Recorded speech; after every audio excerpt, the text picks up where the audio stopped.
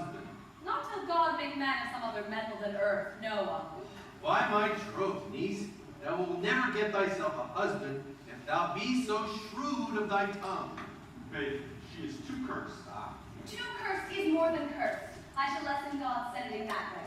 For it is said that God sends a cursed cow short horns, but to a cow too cursed he sends none. So by being too cursed, God sends you no horns.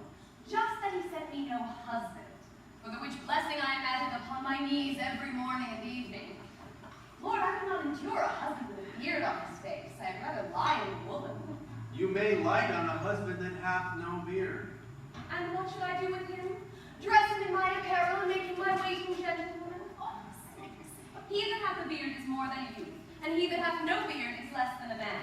And he that is more than youth is not from me, while he that is less than a man, I am not for him. I will therefore even take sixpence in earnest of the bare award and lead his apes into hell.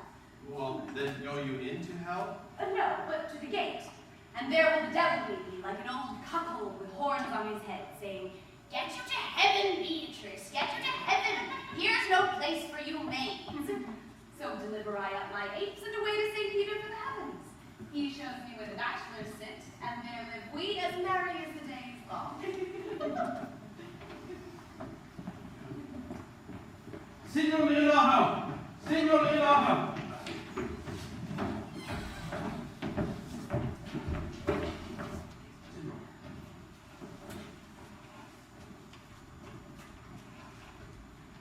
I learned in this letter that Don Pedro of Aragon comes to this night to Messina. He is very near by this. He was not 3 leagues off when I left him. How many gentlemen have you lost in this action? But few of any sort, and none of me. A victory is twice itself when the achiever brings home full numbers. I find here that Don Pedro has bestowed much honor on a young Florentine called Claudio. Much deserved on his part, and equally remembered by Don Pedro. He hath borne himself beyond the promise of his age, doing, in the figure of a lamb, the feats of a lion. He hath indeed better expectation than you must expect of me to tell you how.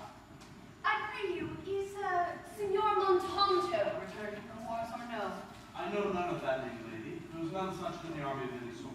What is he that you ask for, niece? My cousin me visits Signor Benedick of Padua. Oh, he's returned, and as pleasant as ever he was. I pray you, how many hath he killed and eaten in these wars? But how many hath he killed? For indeed I promise to eat all of his killing. Faith, niece, you tax Signor Benedick too much, but he'll be beat with you, I doubt it not. He hath done good service, lady, in these wars. A good soldier, too, lady.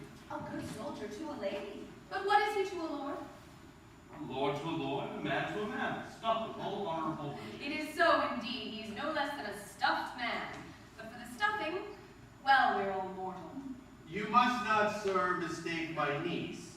There is a kind of merry war betwixt Signor Benedick and her. They never meet, but there's a skirmish of wit between them. No, alas, he gets nothing by that.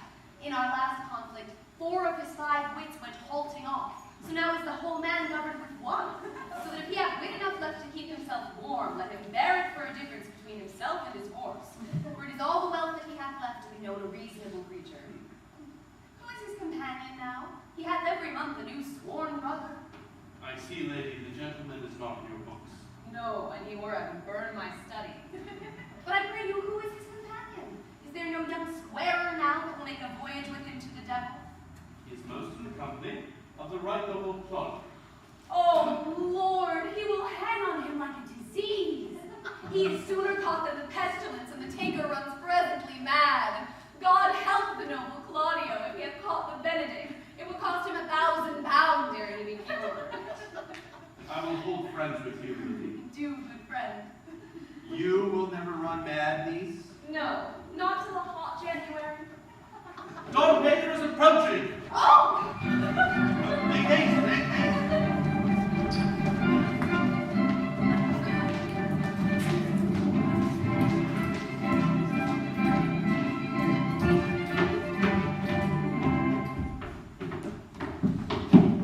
Good Signor Leonato, you are come to meet your trouble. A fashion of the world is Never came trouble to my house in the likeness of your grace. For trouble being gone, comfort should remain. But when you depart from me, You embrace your charge too willingly. I think this is your daughter. her mother hath often told me so. Were you in doubt, sir, that you asked her? Ah, Signor Benedick, no, for then were you a child. You haven't followed, Benedict. We may guess by this what you are, being a man.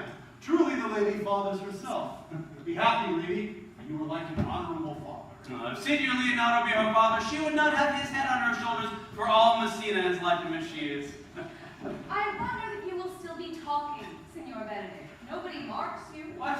My dear Lady Disdain, are you yet living? Is it possible Disdain should die while she has such neat food to feed it as Signor Benedick? Courtesy itself must convert to disdain when you come in her presence. Well, then, is courtesy a turncoat, for it is certain that I'm loved of all ladies, only you excepted. And I what I could find in my heart that I had not a hard heart, for truly I love none. A dear happiness to women. They would else have been troubled with a pernicious suitor. I thank God in my cold blood I am of your humor for that. I'd rather hear my dog bark at a crow than a man swear he loves me. God keep your ladyship still in that mind, else some gentleman or other shall escape a predestined and scratched face. Scratching could not make it worse than tore such a face as yours were. Oh, well, you are a rare parent, A teacher. bird of my tongue is better than a beast of yours. I would my horse had the speed of your tongue, and so good a continuer. But keep your way, in God's name I have done. You always end with a jade's trick. I know you do. That is the sum of all, Leonardo. Senor Claudio and Senor Benedict. My dear friend Leonardo hath invited you all. I tell him we shall stay here at the least a month, and he heartily prays some occasion may detain us longer. I dare swear he is no hypocrite, but prays from his heart. If you'll pardon me, Prince. Let me bid you welcome, my lord. Being reconciled to the prince your brother, I owe you all duty. I thank you. I am not of many words, but I thank you. Pray your grace, lead on. Your hand, Leonardo. We will go together.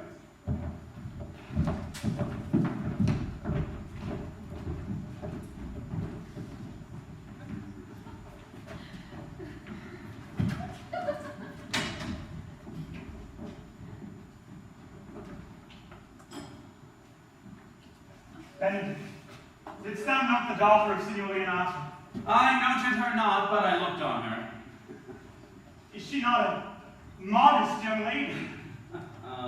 Do you question me as an honest man should do for my simple, true judgment, or would you have me speak after my custom as being a professed tyrant to their sex? No, I pray you speak in sober judgment. Why, in faith, methinks she's too low for a high praise, too proud for a fair praise, and too little for a great praise. Only this commendation can I afford her, that were she other than as she is, she were handsome. And being no other but as she is, I do not like her. Thou thinkest I am in sport. I pray thee truly. Tell me, how thou likest her? Would you buy her that you inquire after her? Can the world buy such a jewel? Yea, and a case to put it into. But speak you this with a sad brow? In mine eyes, she is the sweetest lady I ever looked on. I can see out without spectacles, and I see no such matter. There's her cousin. Were she not possessed with a fury, sees her in beauty as much as the 1st of May doth the last of December. But I hope you have no intent to turn husband. Have you? I would scarce trust myself though I swore in the contrary. If Hero would be my wife, I succumb to this. Shall I never see a bachelor of 80 again?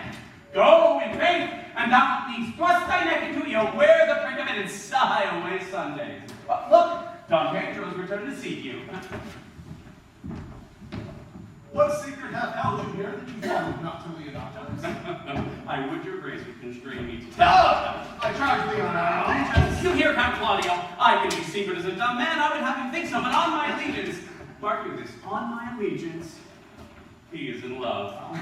With who? Now, this is your grace's part. Mark how short his answer is. my lord. With Hero, Leonardo's short daughter. Amen if you love her. For the lady is very well worthy. In sweetness to fetch me, my lord. In my troth I speak my thought. In faith, my lord, I spoke And mine. by my two faiths and troths, my lord, I spoke mine. That I love her, I That she is worthy, I know. That I neither feel how she should be loved, nor know how she should be worthy, is the opinion that fire cannot melt out of me. I must die in it at the stake. Thou wast ever an obstinate heretic in the despite of beauty. That a woman conceived me, I thank. That she brought me up, I likewise give her most humble thanks. But that I will have a Ricci winded in my forehead, or hang my bugle by an invisible baldric, all women shall pardon. Because I will not do them the wrong to mistrust any, I will do myself the right to trust none. And the findings, which I may go to finding, I will live a bachelor. I shall see thee, ere I die, look pale with love. With anger, with sickness, or with hunger, my noble lord, not with love. Well, if ever thou dost fall from this faith, thou wilt prove a notable argument. In time, the savage bull doth bear the yoke. The savage bull may, but if ever the sensible Benedick bear it, pluck off the bull's horns, and set them in my forehead, and let me be vilely painted with such great letters as they write, here is a good horse to hire, and let them signify under my sign, here you may see Benedick, the married man. That should ever happen, thou must be horn mad. In the meantime, good Signor Benedick, return to Leonatus, commend me to him, and tell him I will not fail him at supper, for indeed he hath made great preparation. Examine your conscience. And so I do.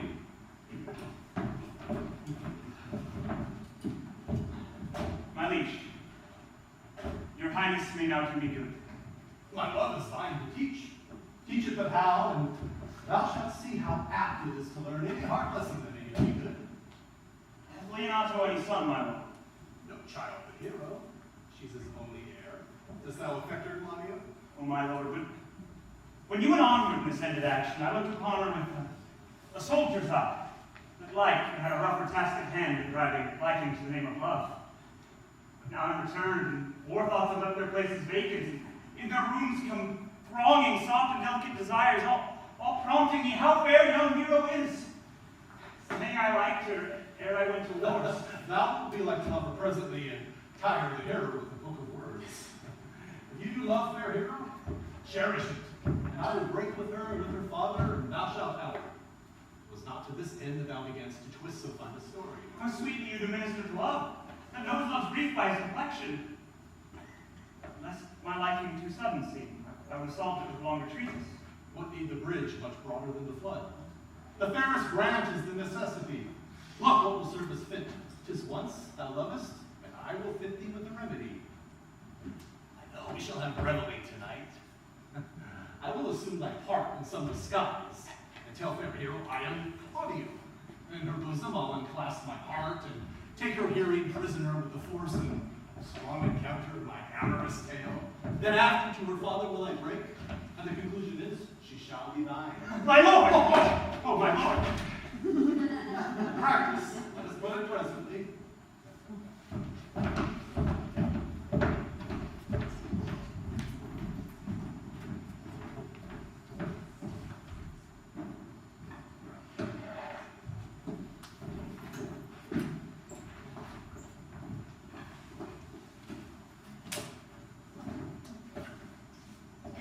Brother, I can tell you strange news you yet dreamt not of.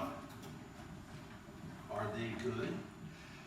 The Prince and Count Claudio were thus much overheard by a man of mine.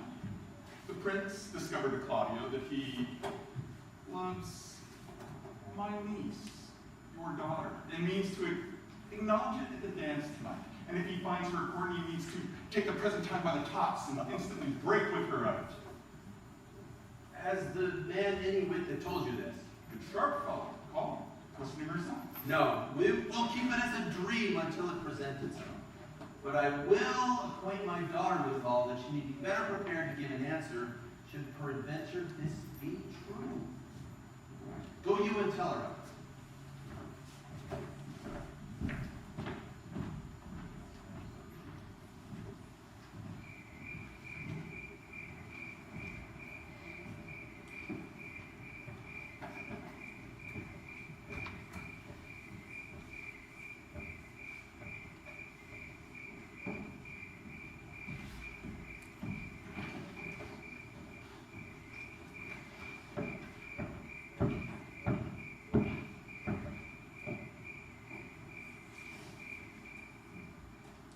year, my lord? Why are you thus out of measure sad? There is no measure in the occasion that breeds. Therefore the sadness is without limits. You should hear reason. And when I have heard it, what blessing brings it? If not a present remedy, at least a patient sufferance. I cannot hide what I am. I must be sad when I have cause, and smile at no man's jests. Eat when I have stomach, and wait for no man's leisure. Sleep when I am drowsy, and tend on no man's business. Laugh when I am merry. Claw no man in his humor. Yea, but you must not make full show of this till you may do it without controlment. You have of late stood out against your brother, and he obtained you newly into his grace. Where it is impossible that you should take true root, but by the fair weather you make yourself. I had rather be a canker in a hedge that arose in his grace. It benefits my blood to be disdained of all, and to fashion a carriage to rob love from any. In this, though I cannot be said to be a flattering, honest man, must not be denied, but I am a plain-dealing villain. I am trusted with a muzzle, and enfranchised with a clog.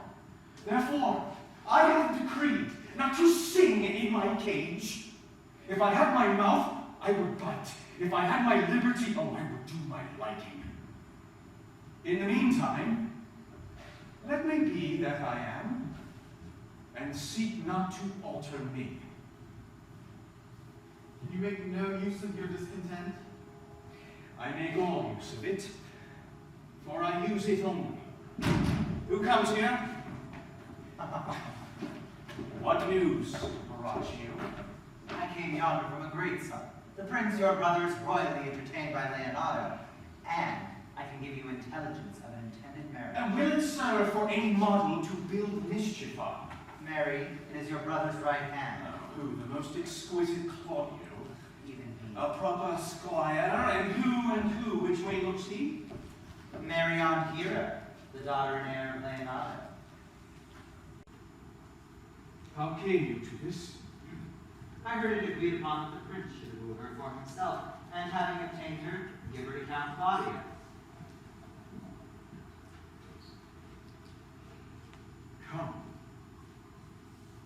Come, let us live. This may prove food to my displeasure. That young startup hath all the glory of my overthrow. If I can cross him any way, I bless myself every way. You are both sure and will assist me. To the death, my lord. We wait upon your lordship.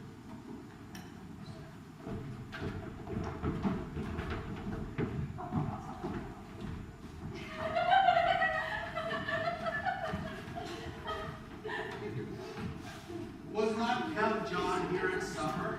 I saw him not. How tartly that gentleman looks. I never can see him, but I am heartburn an hour after. He is of a very melancholy disposition. He were an excellent man that were made just in the midway between him and Benedick. The one is too like an image who says nothing, and the other too like my lady's eldest son, evermore tattling. Then half of Signor Benedick's tongue in Count John's mouth, and half of Count John's melancholy in Signor Benedick's face. With a good leg and a good foot, uncle, and money enough in his purse, such a man would win any woman in the world, if he could get her goodwill. Please, I trust you will be ruled by your father. Yes, faith, it is my cousin's duty to make courtesy and say, Father, as it please you. Yet for all that, cousin, let him be a handsome fellow, or else make another courtesy and say, Father, as it please me. Daughter, remember what I told you. If the prince do solicit you in that kind, you know your answer. The fault will be in the music, cousin, if you be not moved in good time. If the prince be too important, tell him there is music in everything, and so dance out the answer. For hear me, hero. Wooing, wedding, and repenting is as a Scotch jig, a measure, and a sandpace. The first suit is hot and hasty as a Scotch jig, and full as fantastical. The wedding, manly modest as a measure, full of state and ancientry. And then comes repentance, and with his bad legs, fall off the sandpace, faster and faster, until he sank into his grave. Cousin, you apprehend dressing shrewdly. I have a good eye, uncle. I can see a church by daylight. Make me grow.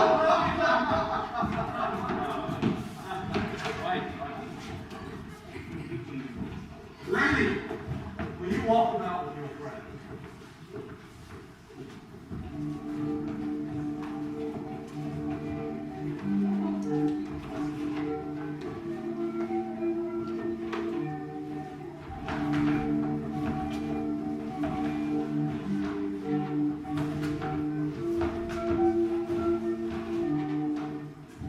So you walk softly and look sweetly and say nothing.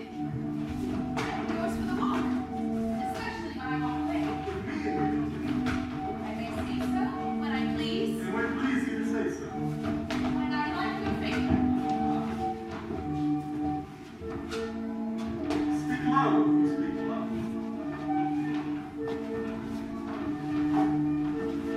Well, I would that you did like me.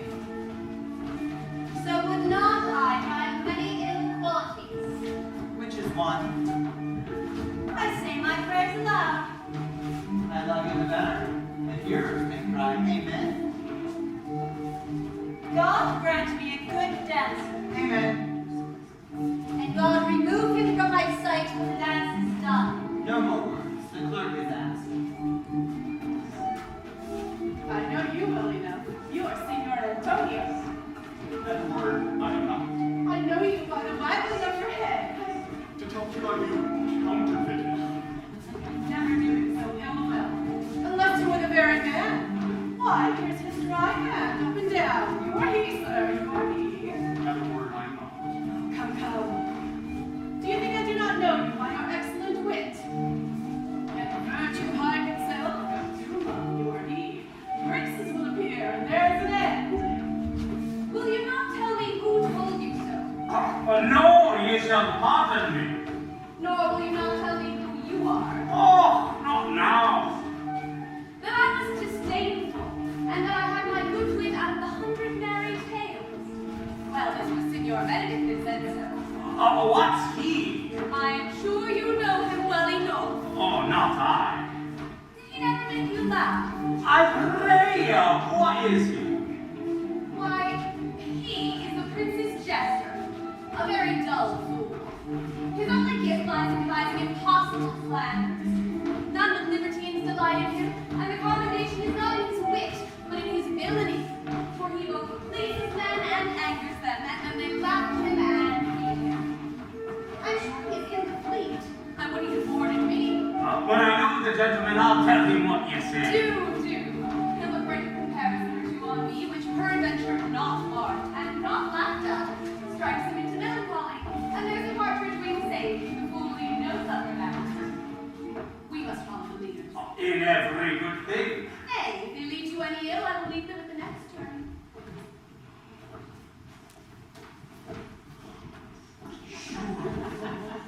My brother is amorous on Hero, and hath withdrawn her father to break with him about it. And that is Claudio. I know him by his bearing.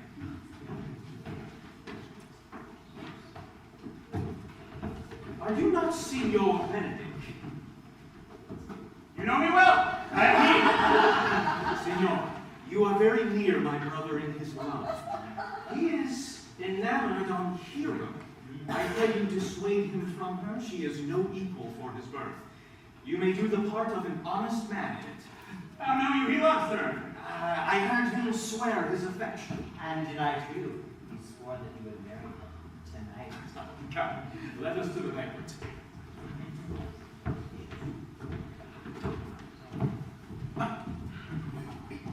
No sense or I would make to Benedick. But hear these ill news with the ears of Claudio. 'Tis certain so. The prince woos for himself. Friendship is constant in all other things save in the office and affairs of love. Therefore, all hearts in love use their own tongues. Let every eye negotiate for itself and trust no agent. This is an accident of hourly proof which I mistrusted not. Farewell, therefore, hero.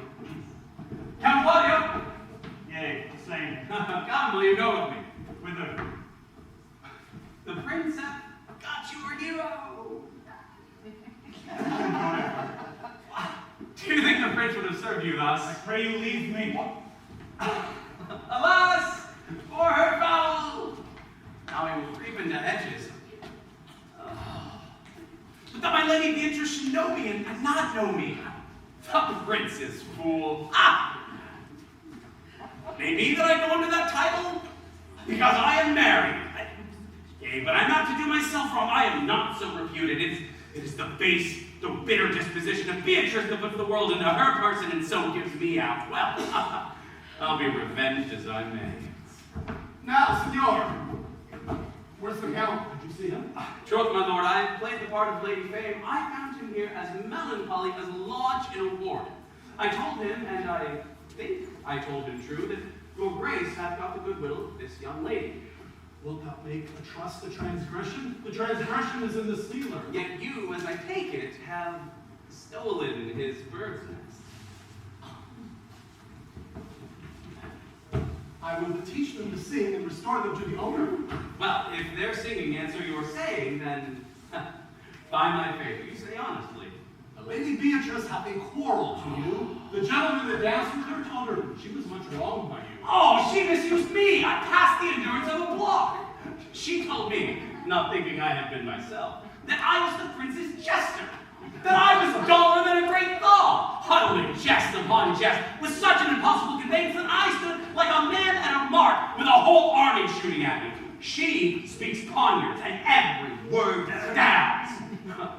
If her breath were as terrible as her terminations, there would be no living near her. She would infect to the North Star.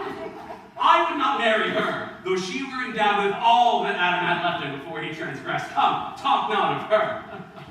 I would to God that some scholar would conjure her, for while she is here, a man may live as quietly in hell as in his sanctuary, and people sit upon carcass because they would go thither.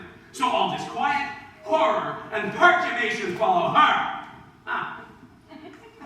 Look, here she comes.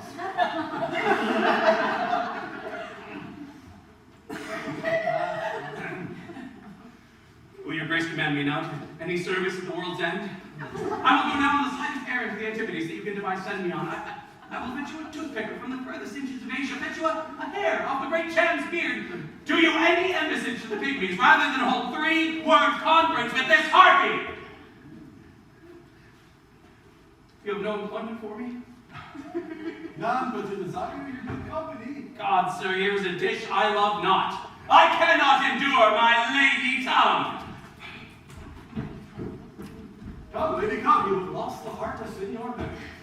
Indeed, my lord. He lent it me a while, and I gave him use for it. A double heart for his single one. Marry, once before he wanted me with false dice, so your grace may well say I have lost it. You have put him down, lady. You have put him down. So I would not he should do me, my lord, lest I should prove the mother of fools. I have brought Count Claudio, whom you sent me to seek. Why, how now, Count? Wherefore art thou sad? Not sad, my lord. How, sick? Neither, my lord. The Count is neither sad nor sick, nor merry nor well, but civil, Count. Civil, as an orange, and something of that jealous complexion. In faith, lady, I think your blazon to be true. Though I'll be smart if he be so, his conceit is false. Here, Claudio, I have wooed in thy name. The fair hero is won. I have broke with her father, and his goodwill obtained. Name the day of marriage, and God give thee joy. Count, take of me my daughter, and with her my portion. His grace hath made the match, and all grace say amen to it. Speak, Count, 'tis your cue. Silence is the perfectest herald of joy. I were but little happy if I could say how much. Lady, as you are mine, I am yours. I give way myself to you and don't upon the exchange. Speak, cousin, or if you cannot, then stop his mouth with a kiss and let him not speak neither.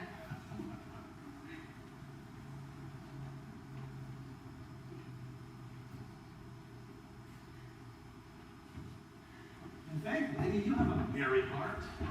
Yea, my lord, I thank you, poor fool that keeps on the windy side of care. My cousin tells him in his ear that he is in her heart. So she doth, cousin. Good Lord for alliance. Thus goes everyone to the world but I, and I am sunburnt. I may sit in the corner and cry Lady Beatrice, I will get you one. I would rather have one of your father's getting. Has your grace near a brother like you? Your father got excellent husbands and made you come by them. Will you have me, lady? No, my lord. Unless I might have another for working days. Your grace is too costly to wear every day.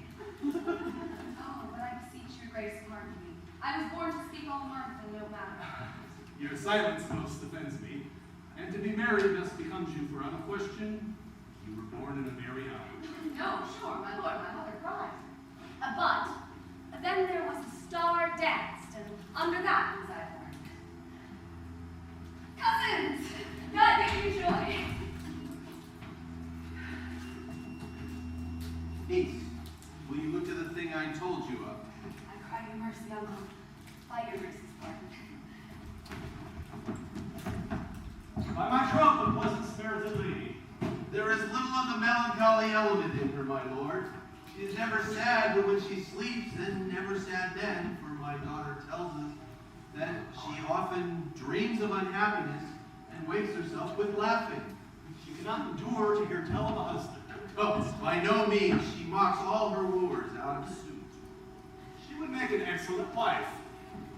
For Benedict, my lord. My lord, if they were married but a week, they would talk themselves mad. Count Claudio, when mean you to go to church? Tomorrow, my lord. Time goes on crutches till love is all is Not right. until Monday, my dear son.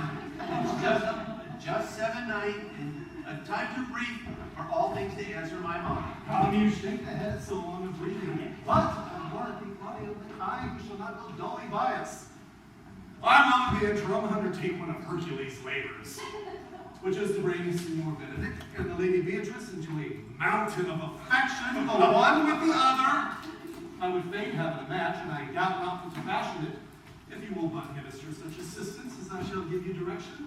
My lord, I implore you, though it cost me 10 nights' watching. And I, my lord. And you too, gentle hero. I would do any modest office, my lord, to help my cousin into a good husband. And Benedick is not the unhopefulest husband that I know. Thus far can I praise him. He is of a noble strain, of approved valor and confirmed honesty. I will teach you how to humor your cousin, that she shall fall in love with Benedick. And I, with your helps, will so practice on Benedick that, in despite of his quick wit and his queasy stomach, he shall fall in love with Beatrice. If we can do this, Cupid is no longer an archer. His glory shall be ours. For we are the only love gods. Going with me, and I will tell you my drift.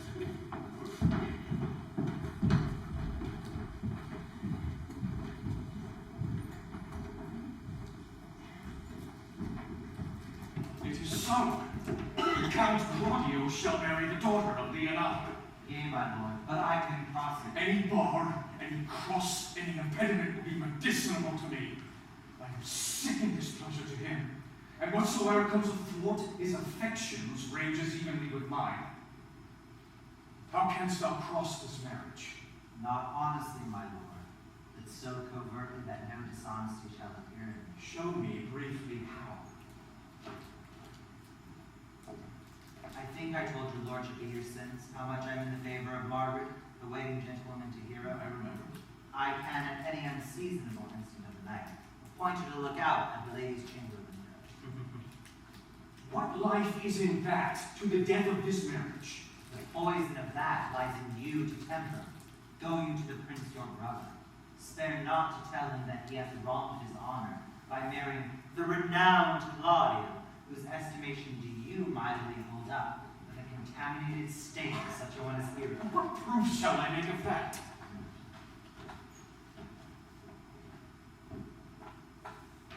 Proof enough to misuse the prince, to vex Claudio, to undo Hero, and to kill Leonardo. Look you for any other issue? Only to despite them I will endeavor anything. Go then. Find me a meet hour to draw Don Pedro and Count Claudio alone. Tell them that you know that Hero loves me, and tend a kind of zeal both to the prince and Claudio as, in love of your brother's honor who hath made this match, and his friend's reputation, which is thus like to be cousin with the semblance of a maid, that you have discovered thus. They will scarcely believe this trial. Offer them instances to see me at the chamber window. Hear me call Margaret Hero, and bring them to see this the very night before the intended wedding. For in the meantime, I shall so fashion the matter that Hero shall be absent, and there shall appear such seeming truth of Hero's disloyalty, that jealousy shall be called assurance, and all the preparations overthrown.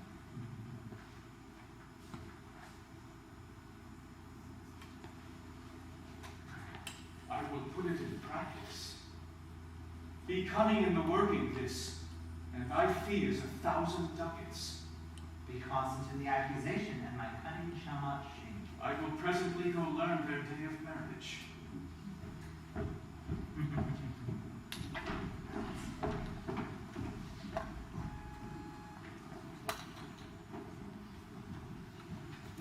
Boy! Oh. Boy! Senor, in my chamber window lies a book. Go and bring it hither. I'm here already, sir. I know that. I would have the hands in here again.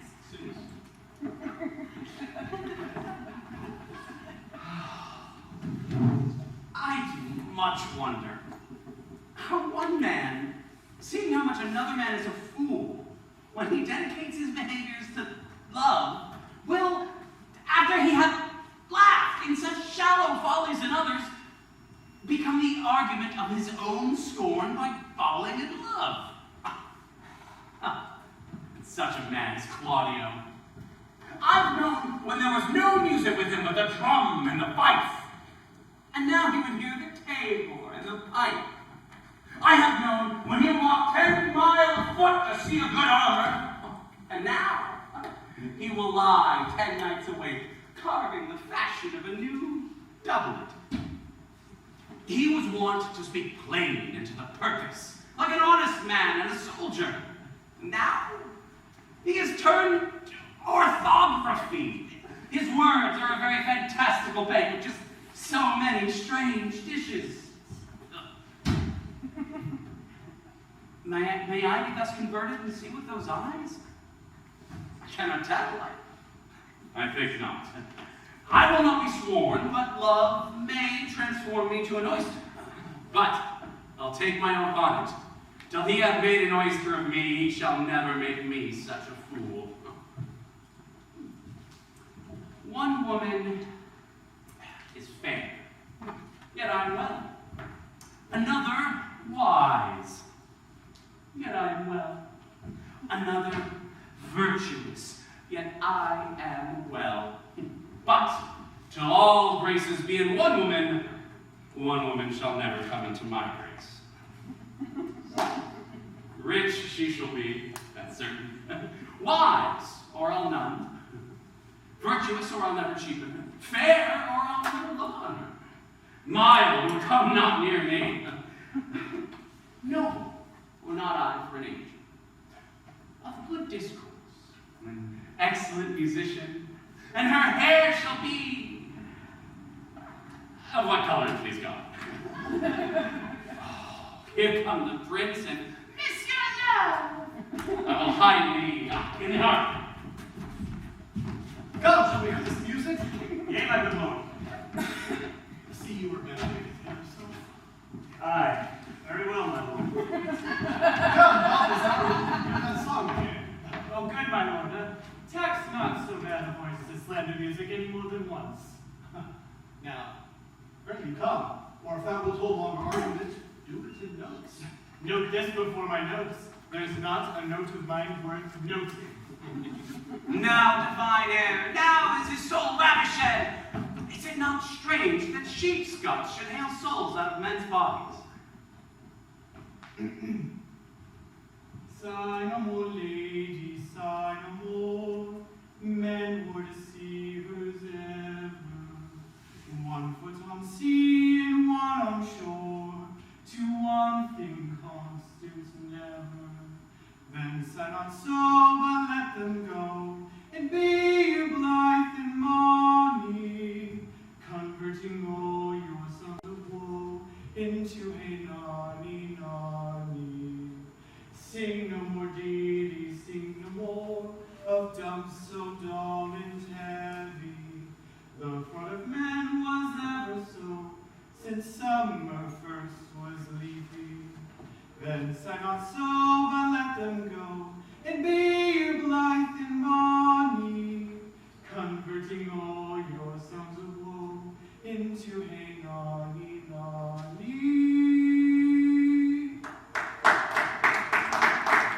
And I count a good song. And you know singer, my lord. Ah, no, Faith. I'll sing us well enough for a ship. And he's been a dog that had howled us. Hanged him. Lady Mary, dost thou hear about this hour? I pray thee, give us some excellent music, for tomorrow night we would have it at the Lady Hero's chamber window. The best I can, my lord. Do so. Farewell. Come hither, Leonato. What was it you told me of today, that your niece Beatrice was in love with Signor Benedick? I did never think that lady should have loved any man. Nor I neither. But wonderful that she should so dote on Signor Benedick, whom she hath in all outward behavior seemed ever to abhor. It's possible, since the wind in that corner. By my troth, my lord, I cannot tell what to think of it, but that she loves her with an enraged affection. It is past the infinite of thought. Maybe she does but counterfeit. Faith, like enough. Oh, God, counterfeit.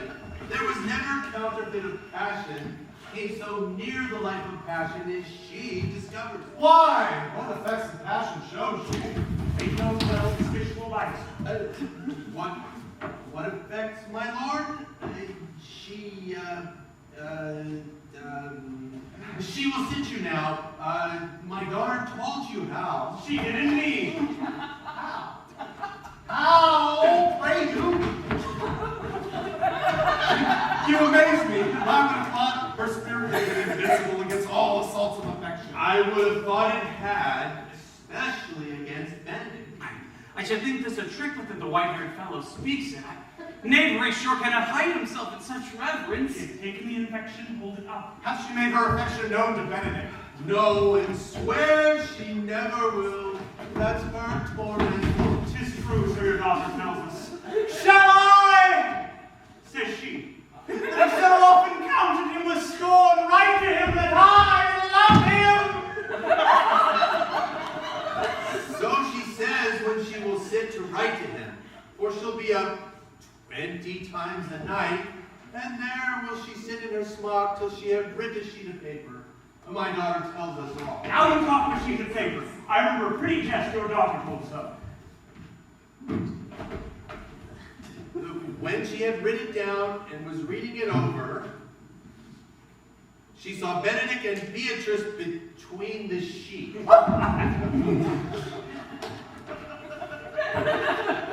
But she tore the letter into 1,000 halfpence, railed at herself that she should be so immodest as to write to one she was sure would flout her. And then down upon her knees she falls, weeps, sobs, tears her hair, beats her heart, prays, curses.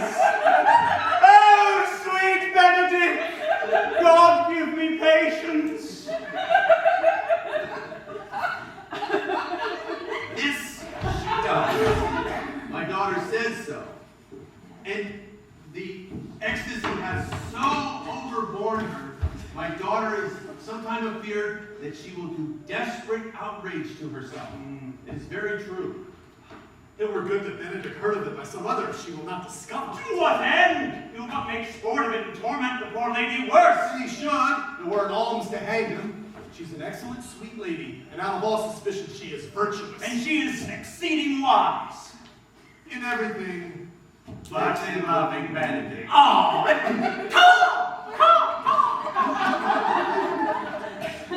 My lord, wisdom and blood combating in so tender a body, we have 10 proofs to 1 that blood hath the victory. I am very sorry for her, as I have just caused, being both her uncle and her daughter. I would she had bestowed this dotage on me. I would have daffed all other respects and made her half myself. I pray you tell Benedick of it and hear what it will say. Were it good, think you? Hero thinks surely she will die, for she says she will die if he loved her not. And she says she will die ere she make her love known. And she says she will die if he woo her. If she should get tender of her love, it is very possible he'll scorn it. For the man, as you know all, hath a contemptible spirit. Oh, he is a very proper man. He hath indeed a good outward happiness. And in my mind, exceeding wise. He doth indeed show some sparks that are like wit. And I take him to be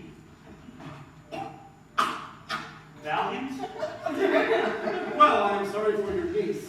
Shall we go to Benedick and tell him of her love? Oh, never tell him, my lord. Let her wear it out before the council. Oh, nay, that's impossible. She will likely wear her heart out first. Well, we will hear more about your daughter. Let it cool a while. I love Benedick well. I could wish that he would modestly examine himself to see how much he is unworthy so good a lady. Will you walk, my lord? Dinner is ready. If you do not dote on her upon this, I shall never trust my expectation. Let there be the same net spread for her, and that must your daughter and her gentlewomen carry. The sport will be when they hold one an opinion of another's dotage, no such matter. That's the scene that I would see. I've sent Beatrice to call him into dinner.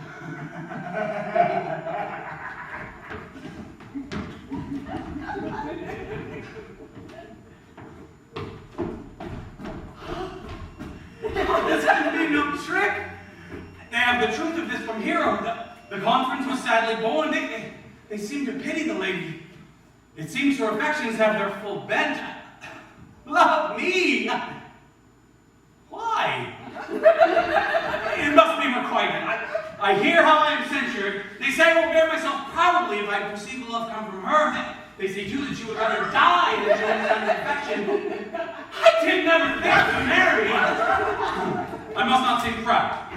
Happy are they that can hear their detractions and put them to mending. They say the lady is fair. 'Tis true, I can bear the witness. And virtuous, 'tis so, I cannot reprove it. And wise, but for loving me, no, by my faith, it is no addition to her wit, nor no great argument of her folly, for I will be horribly in love with her! Oh, I may, perchance, have some odd quirks and remnants of wit broken on me, for I have railed so long against marriage. But doth not the appetite alter? A man loves the meat in his youth that he cannot endure in his old age.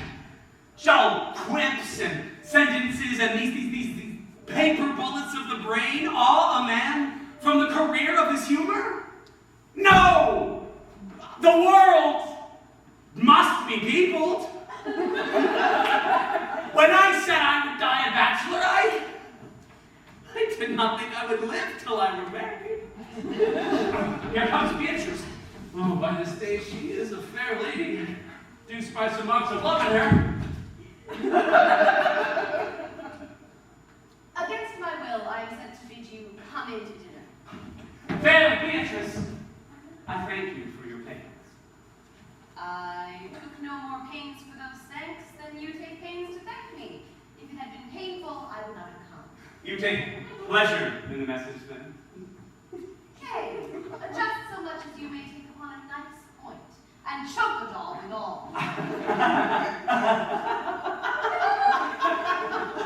You have no stomach, senor. Fare you well. What?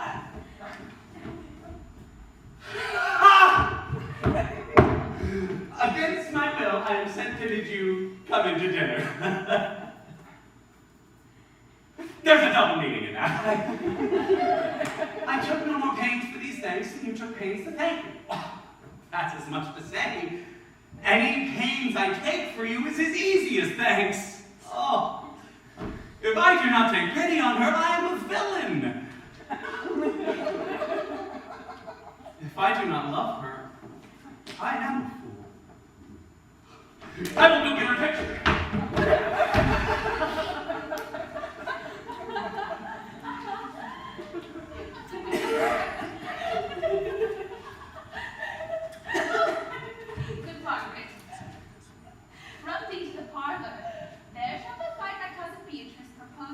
Prince and Claudio. Whisper her ear and tell him that I and Ursula walk in the orchard, and our whole discourse is all of her. Say that thou overheardst us, and bid her steal to the bower to listen to our purpose.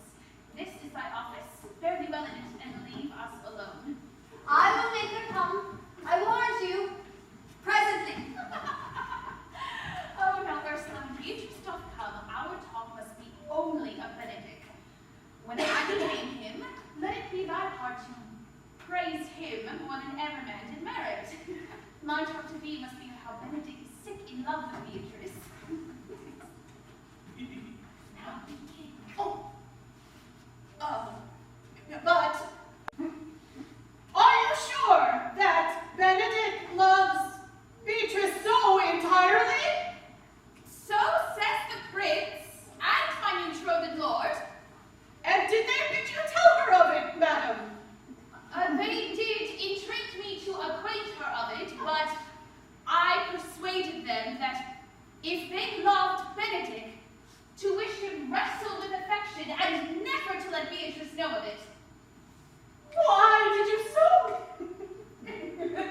Doth not the gentleman deserve as full, as fortunate a bed as ever Beatrice shall couch upon? Oh, God of love! I know that he doth deserve as much as may be yielded to a man, but nature never framed a woman's heart of prouder stuff than that of Beatrice. Disdain and scorn ride sparkling in her eyes, misprizing all they look on, and her wit values itself so highly that to her all matter else seems weak. She cannot love, nor take no shape nor project of affection. She is so self-endeared. I think so. And therefore 'twere not good she knew his love, lest she make sport of it. Why, you speak true, Honor. I never yet saw man how wise, how noble, how young, how rarely featured, but she would Spell him backwards. If fair-faced, she would swear the gentleman be her sister. If speaking, why a vein blown with all winds. If silent, a block moved with none. So turns she every man the wrong side out, and never gives to truth and virtue that which simpleness and merit purchaseth. Such carping is not commendable. No. No, not to be so odd, and from all fashions as Beatrice is, cannot be commendable, but who dare tell her so? Who, if I should speak, she would mock me into air, she would press me to death with her wit, laugh me out of myself. Therefore, let Benedick, like covered fire, consume away in sighs, waste inwardly. A better death than die with mocks, which is as bad as die with tickling. Yet tell her of it, madam. Hear what she will say. No. Rather, I would go to Benedick and counsel him to fight against his passion. Truly, I would devise some honest slander to stain my cousin with. One does not know how much an ill word may poison liking. Do not do your cousin such a wrong. She cannot be so much without true judgment, having so swift and excellent a wit as she is prized to have, as to refuse so rare a gentleman as Signor Benedick. He is the only man of Italy. Always excepting my dear Claudio. And pray be not angry with me, madam, speaking my fancy. Signor Benedick, for shape, for bearing, argument, and valor goes foremost in report through Italy. Indeed, he hath an excellent good name. His excellence did earn it ere he had it. When are you married, madam? Every day. Tomorrow. Come, go in with me. I shall show thee some attires and have thy counsel which is best to furnish me in tomorrow. She is none our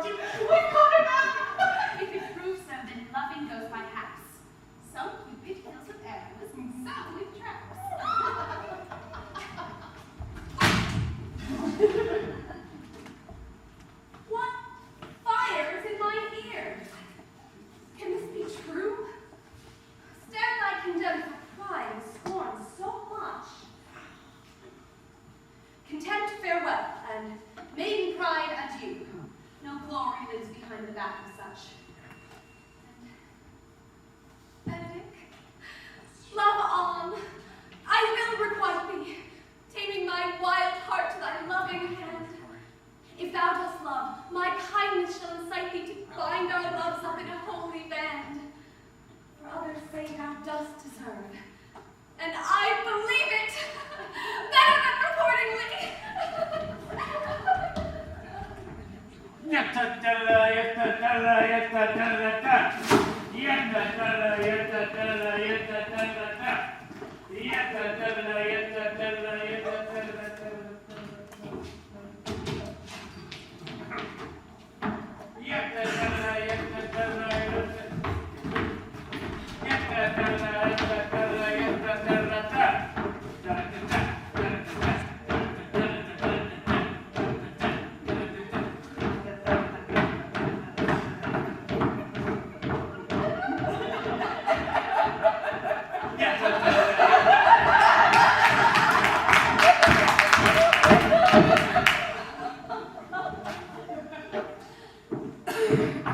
Are you good men and true? Yea, or else it were pity but they should suffer salvation, body and soul.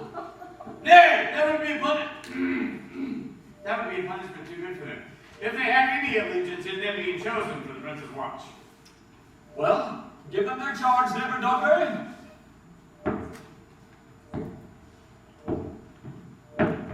First, who think you the most desertless man to be constable? Hugh Oatcake, sir, or George Seacole, for they can write and read. Come hither, neighbor Seacole. God hath blessed you with a good name. To be a well-favored man is a gift of fortune, but to write and read comes by nature. Oh, Prince Master Constable. You have. I knew that would be your answer. Well, for your favor, sir, give God thanks and make no boast of it. As for your writing and reading, let that appear when there is no need for such vanity. You were thought here to be the most senseless and fit man for constable to watch. Therefore,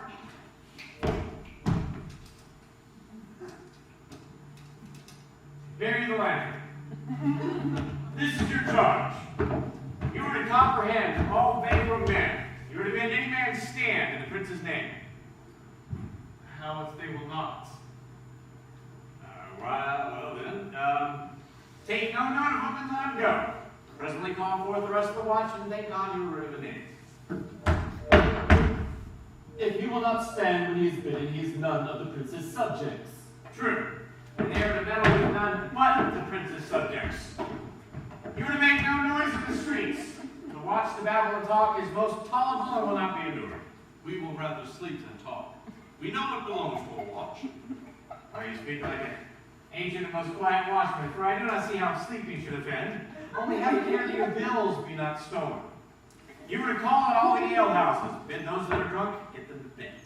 How if they will not stand? Well, then let them alone until they are sober. If they give you not then the better answer, you may say that they are not the men you took them for. Well, sir. If you meet a thief, you may, by virtue of your office, say they are no true man. For such kind of men, the less you meddle and make with them, why the more is for your honesty. If we know them to be a thief, shall we not lay hands on them? Truly, by your office you may, but I think they that touch pitch will be defiled. The most peaceful thing for you, if you do take a thief, is to let him show himself what he is and to steal out of your company. You have always been called a merciful man, Harper. Nay, I will not hang a dog by my will, much more a man that hath any honesty in him. If you hear a child cry in the night, you must call to the nurse and bid her still it. How if the nurse be asleep and will not hear us? Why then, depart in peace, and let the child wake her with crying, for the ewe that will not hear the lamb when he bays will never hear the calf when he beats. This is very true. This is the end of your charge. You, constable, to present the prince's own person. If you meet the prince of the night, you may stay here. Nay, by Our Lady, that I think I cannot. For 5 shillings to one honor. With any man who knows the statutes may stay in. Marry, not without the prince be willing, for the watch should offend no man, and it is a great offense to stay a man against his will. By Our Lady, I think it be so. Well, masters, good night. If there be any weight chances, call up me, keep your fellows' counsel on your own, and good night. Come, neighbor.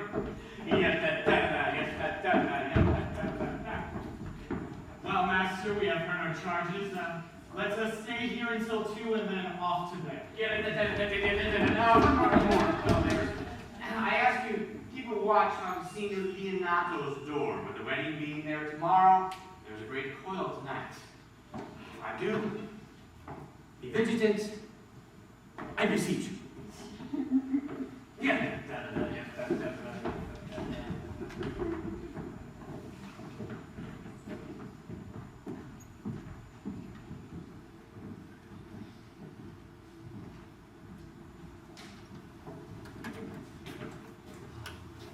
You let stand to your marriage be consummate, and go I toward Aragon. I'll bring you to them, my lord, without safety. Nay, that would be as great a soil of the new gloss of your marriage as to show a child his new coat and forbid him to wear it. I will only be bound with Benedick for his company, for from the crown of his head to the sole of his foot he is all myrrh. Gallants, I am not as I have been. So say I. He seems sadder. I hope he be in love. Oh, hang on, truant. There is no true drop of blood in him to be truly touched with love. If he be sad, he wants money. I have the toothache. Ooh, draw it. Oh, hang it. You must hang it first and draw it afterwards. What? Sigh for the toothache. There's but a humor or a word. Yet say I, he is in love. Well, everyone can master agree, but he that has it. There is no appearance of fancy in him, unless it be a fancy that he has a strange disguises, as to be a Dutchman today, a Frenchman tomorrow, or in the shame of 2 countries at once, as a German from the waist downward, all slops, and a Spaniard from the hip upward, no doublet. Unless he have a fancy to this foolery, as it appears he hath, he is no fool for fancy as you would have it appear he is. If he be not in love with someone, there is no believing old signs. Brushes his hat on mornings. What should that know? Nay, rubs himself with civet. Do you smell him by that? Aye. That's as much to say the sweet youth's in love. The greatest note of it is his melancholy. Nay, his jesting spirit, which is crept into a lute string and is governed by stops. Indeed, it tells a heavy tale for him.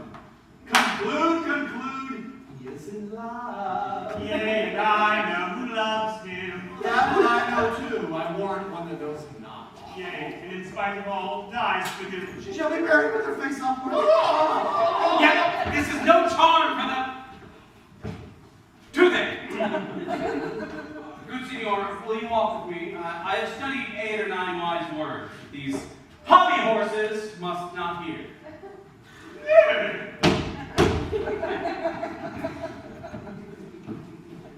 For my life to break with him about Beatrice.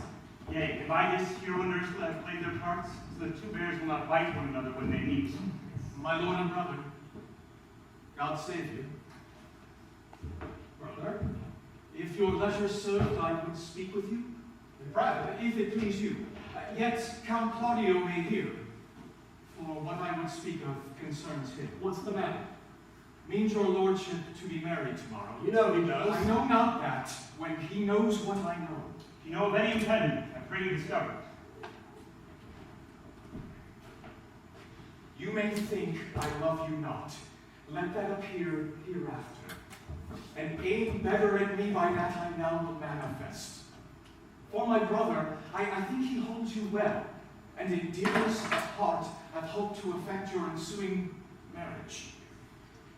Surely suit ill spent, and labor ill bestowed. Why? What's the matter? I came hither to tell you, and circumstances shortened, for she hath been too long a talking of, the lady is disloyal. Who? Hero? Even she, Leonato's hero, your hero.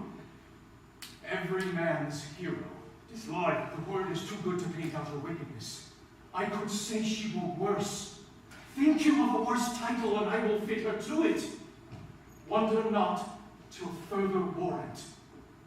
Go but with me tonight. and you will see her chamber window entered, even the night before her wedding day. If you love her then, tomorrow wed her. But it would better fit your honor to change your mind. Can this be so?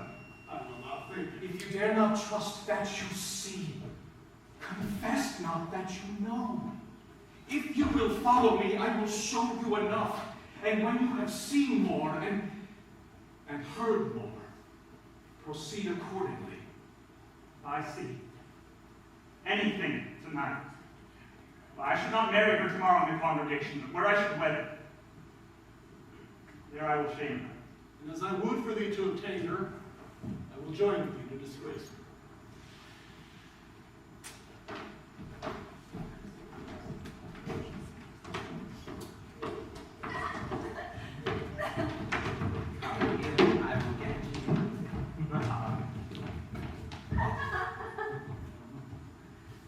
Oh, sweet hero.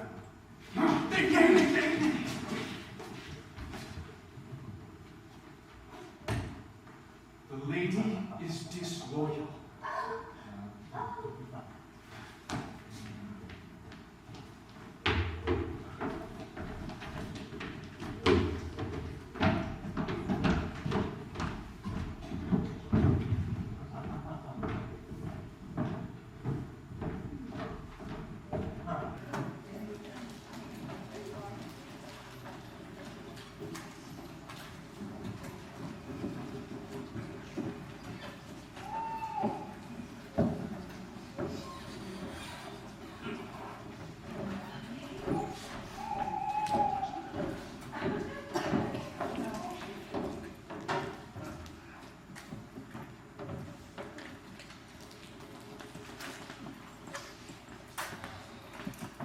Conrad! What, Conrad? Conrad! Conrad, I say! Here, man! I am at thy elbow. Mass in my elbow-ish. I thought there would a scab follow.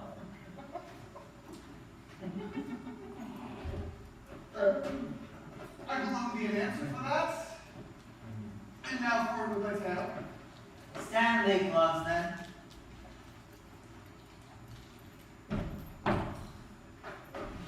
And I will, like a true drunkard, utter all to thee. Some treason, master, yet stand close. Therefore know I have earned for Don John 1,000 ducats. Is it possible any villainy should be so dear? Thou shouldst rather ask if it were possible any villainy should be so rich. For when rich villains have need of poor ones may make what price they will. I know that vile thing. He goes up and down like a gentleman. I remember his name.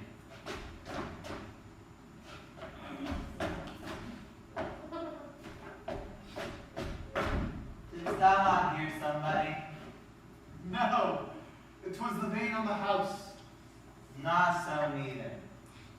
But know that I have tonight wooed Margaret, Lady Hero's gentleman, by the name of Hero.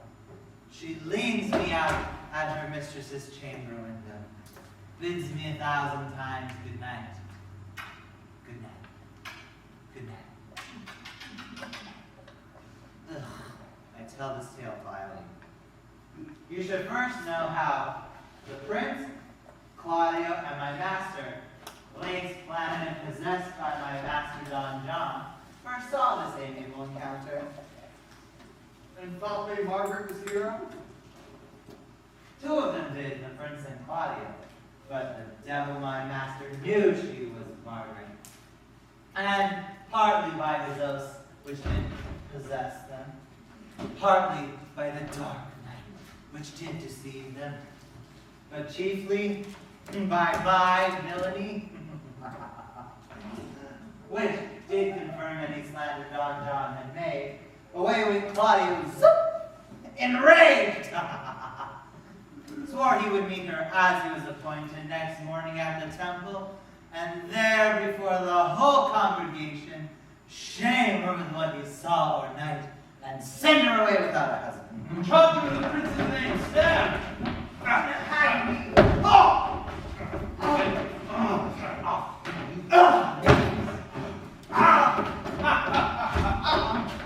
Call up the right master constable. We here have uncovered the most dangerous piece of lechery known to the common well. Masters, masters. Never speak. Go with us. Oh.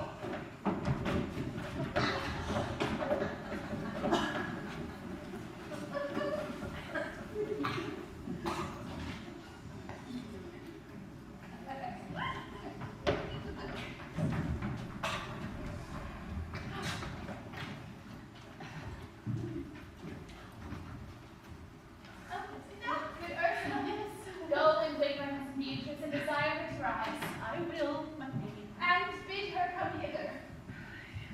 Oh.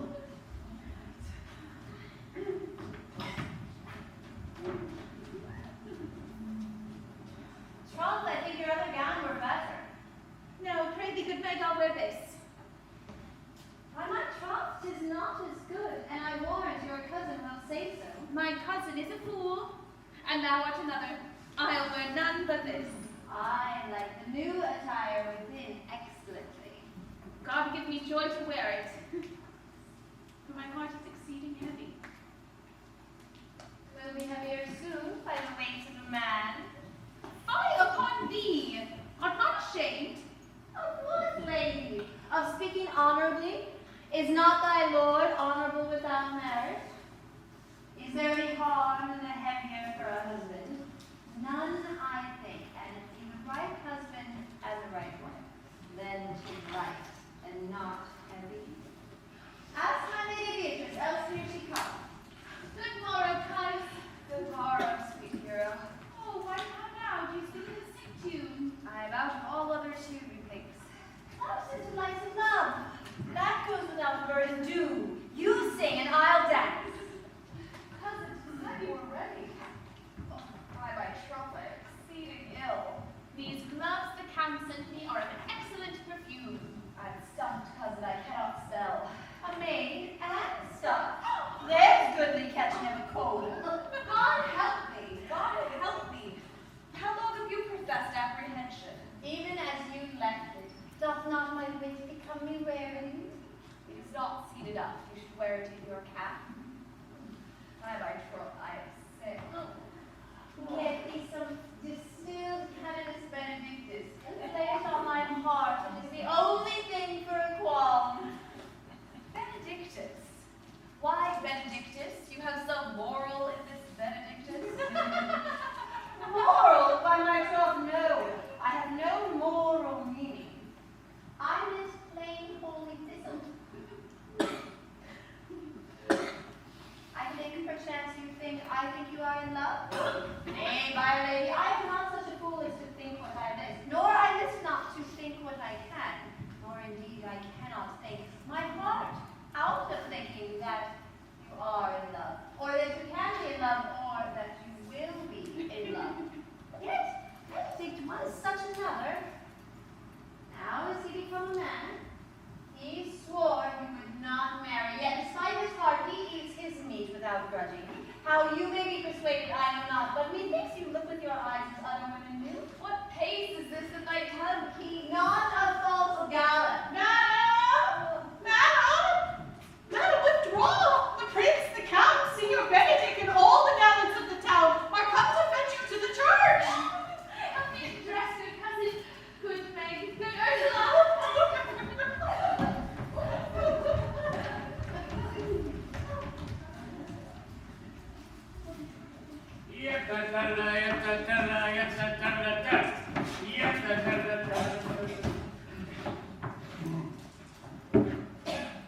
What would you with me, good neighbors? Marry, sir, I have some confidence with you that discerns you here. Well, brief, I pray. It is a busy time with me. Marry, this it is, sir. Yes, in truth it is, sir. What is it, my friend? Oh, Good man Burgess, sir, speaks a little off the matter. An old man, sir, and his wits are not so blunt as God help I would desire they were, but an honest soul, as honest as the skin between his brows. Yes. I thank God I'm as honest as any man living, that is an old man, and no honester than I. Comparisons are odorous. Palaverous, neighbor Burgess. Neighbors, you are teased. Why, it pleases your worship to say so. We're but the poor duke's officer, but for my own part, if I were as tedious as a king, I could find it in my heart to bestow it all of your worship. All thy tediousness on me. Yea, and for 1,000 pound more than 'tis, for I hear as good an exclamation on thy worship as any man in the city, and though I be but a poor man, I am glad to hear it. And so am I. Neighbors, I fain would know what you come to say. Mary, sir, our watch tonight, accepting your worship's presence, have taken a couple of as errant knaves as any in Messina. An old man, sir, he will be talking. As they say, when the age is in, the wind is out. God help us, it is a world to see. Well said, faith, neighbor Burgess. Well, God's a good man, and two men ride of a horse. One must ride behind. An honest soul, in faith, by my troth he is, as ever broke bread, but God is to be worshipped. All men are not alike. Alas, good neighbor. Indeed, he comes too short of you, neighbor. No, gifts that God gives. I must leave you now. One word, sir. Our watch, sir, had indeed comprehended two auspicious persons, and we would have them this morning examined before your worship. Take their examinations yourself and bring it me. I am in some haste, as it may appear unto you. It shall be sufficient. It'll do. Have some wine ere you go, and fare you well. My lord, they stay for you to give your daughter to her husband. I'll wait upon them. I am ready. Go, good partner, go. Get you to the sexton, bid her bring her pen and inkhorn to the jail. We're to examination these men. Then we must do it wisely. We will spare no wit, I warrant you. For this is to bring some of them to a non-come. Only get the learned writer to write down her excommunication and meet me at the jail.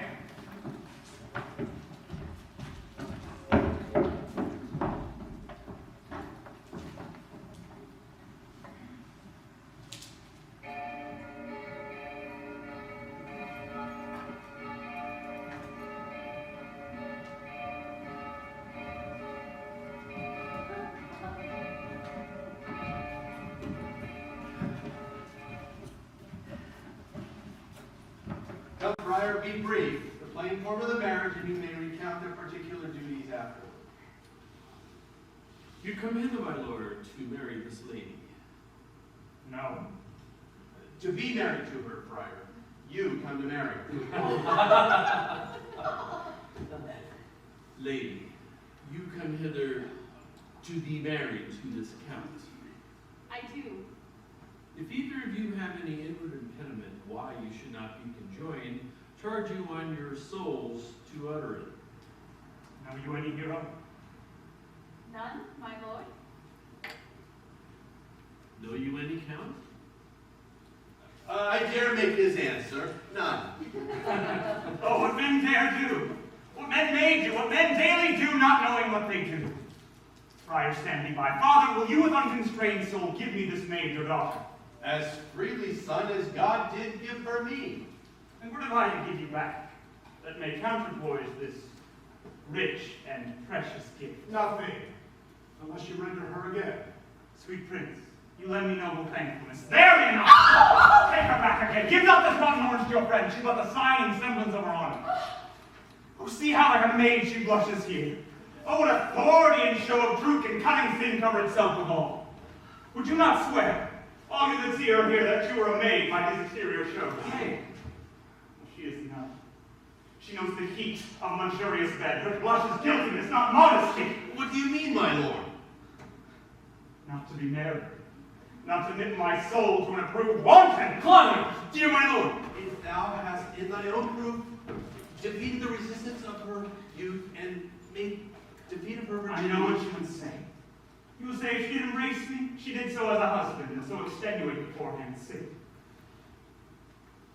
No, I never tempted her with a word too large, but as a brother to a sister showed bashful sincerity and comely love. And seemed I ever otherwise. How told me?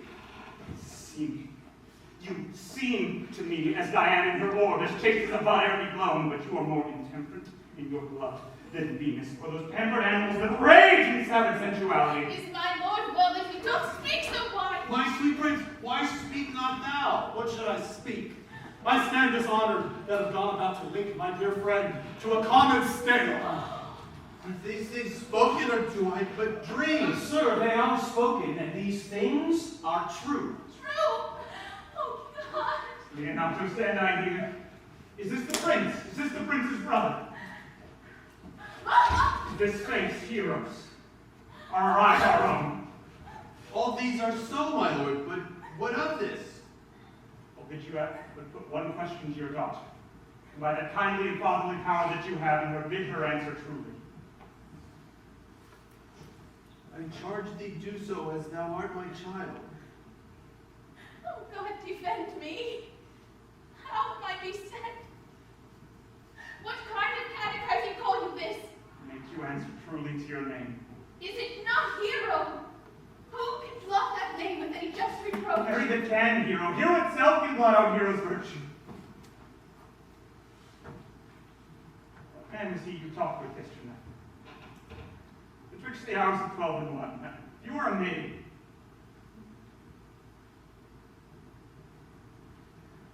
Answer to this. I talked with no man at that hour, my lord! Why then are you no maiden? Leonato, I am sorry you must hear, but on mine honor, myself, my brother, and this grieved count did see her, hear her, at that hour last night, talk with the ruffian at her chamber window, who hath indeed, most like a liberal villain, confessed to the vile encounters they have had 1,000 times in secret. Fine, they are not to be named, my lord, not to be spoke of. There is not chastity enough in language without offense to utter them. Thus, pretty lady, I am sorry for thy much misgovernment. O Hero, what a hero hast thou been, if half thy outward graces have been wasted out thy counsels of thy heart. Fare thee well, most foul, most fair. Farewell, thou pure piety, thou pious purity.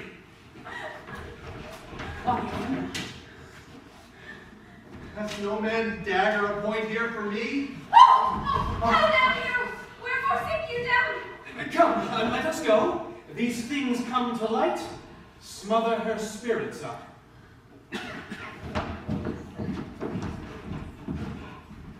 How now the lady? Dead, I think. Help, uncle!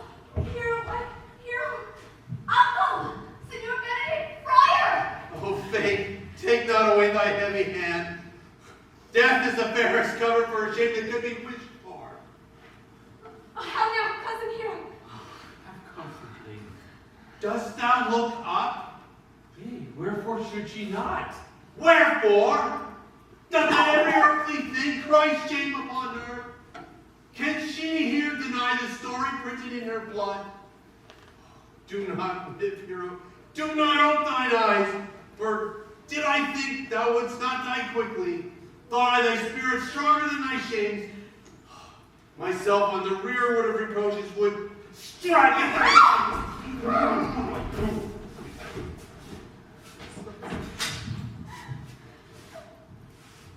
Grieved I had but one. Why had I one? Why ever was she lovely in my eyes? Oh, she has fallen into a pit of ink that the wide sea has drops too few to wash her clean again, and salt too little that may season give to her foul-tainted flesh. Sir, be patient. For my part, I am so attired and wonder, I know not what to say. On my soul, my cousin is belied! Lady, were you her bedfellow last night? No, truly not. Although until last night I had this 12-month bit of Confirm! Confirm! Would the prince's lie and Claudio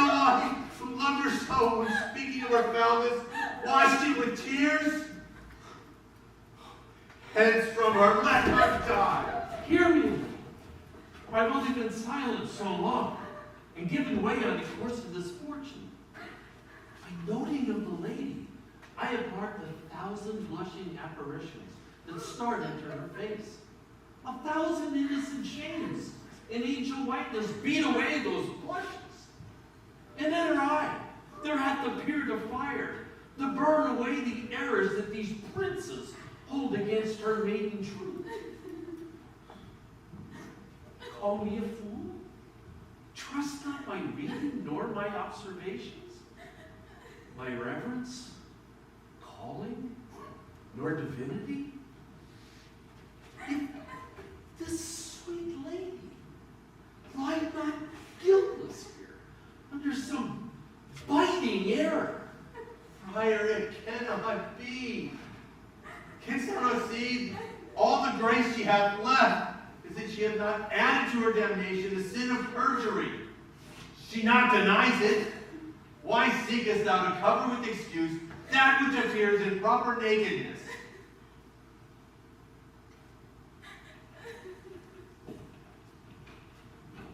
Lady, what man is he you are accused of? They know that you accuse me. I know none. If I know more of any man alive than that which maiden modesty doth warrant, let all my sins lack mercy.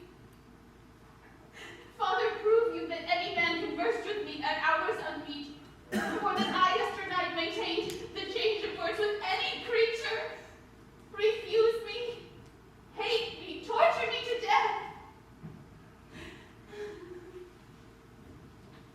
There is some strange misprison with the princes. 2 of them have the very bent of honor, and if their wisdoms be misled in this, the practice of it lives in John the bastard, whose spirits toil in frame of villainies. I know not. If they speak truth of her, these hands will tear her. If they wrong her honor, the proudest of them will well hear of it. Time hath not yet so dried this blood of mine, nor fortune so eat up my invention, nor my bad life reft me so much of friends, but they will find a weight in kind, both strength of limb and policy of mind, ability of means and choice of friends that will quit me of them thoroughly. Pause a while, and let my counsel sway you in this case. Your daughter here, the prince is left for dead. Let her while be secretly kept in, and publish it that she is dead indeed. Maintain a mourning ostentation, and on your family's old monument hang mournful epitaphs, and do all rites that appertain unto a burial. What shall become of this? What will this do? Mary, this well carried shall on her behalf change slander to remorse, and that is some good. She died, as it must so be maintained, upon the instant that she was accused, shall be lamented, pitied, and excused by every hearer. So will it fare with Claudio, when he shall hear that she died upon his words. The idea of her life shall sweetly creep into his study of imagination. In every lovely organ of her life shall be apparelled with even more precious habit than when she had lived in need. Then shall he mourn and wish that he had not so accused her. Now, though we thought that his accusations true, but let this be so, and doubt not, but success will fashion the event in better shape than I could lay it down in all likelihood. But if all aim but this be false, the supposition of the lady's death will quench the wonder of her infamy. And if it sort not well, you may conceal her, as befits her wounded reputation, in some reclusive and religious, out of all eyes, tongues, minds, and entries. Sir, let the friar advise you. And though you know my inwardness and love is very much unto the prince and Claudio, by mine honor, I will deal in this as justly and as secretly as your soul should with your body. Being that I flow in grief, the smallest twine may lead. This will consented, presently away. Come, lady, die to live this wedding day.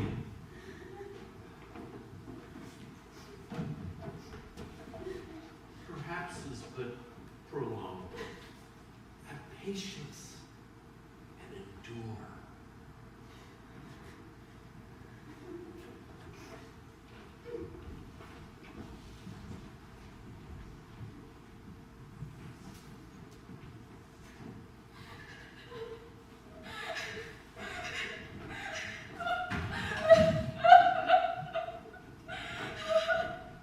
Lady Beatrice, you wept all this while.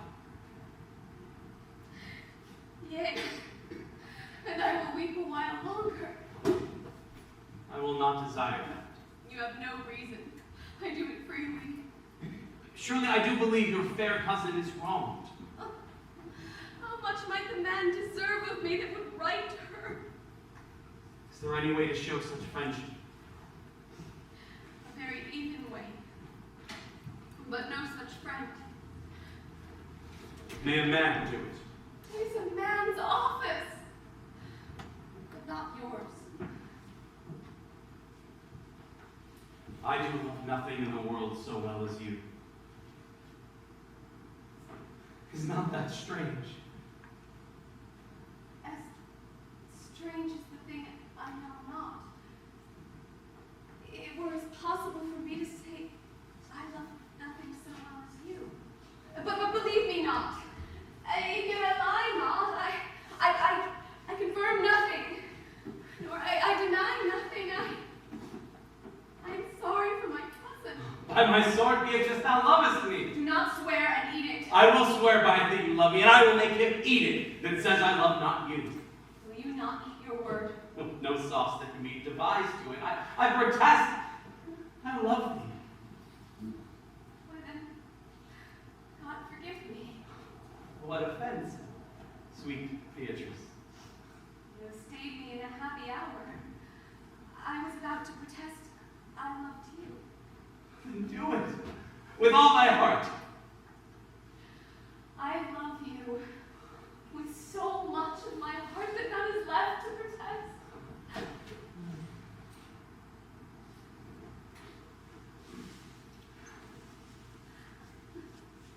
Come. Bid me do anything for you. Kill Claudio.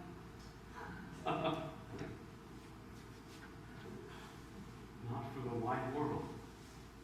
You kill me to deny it. Very well.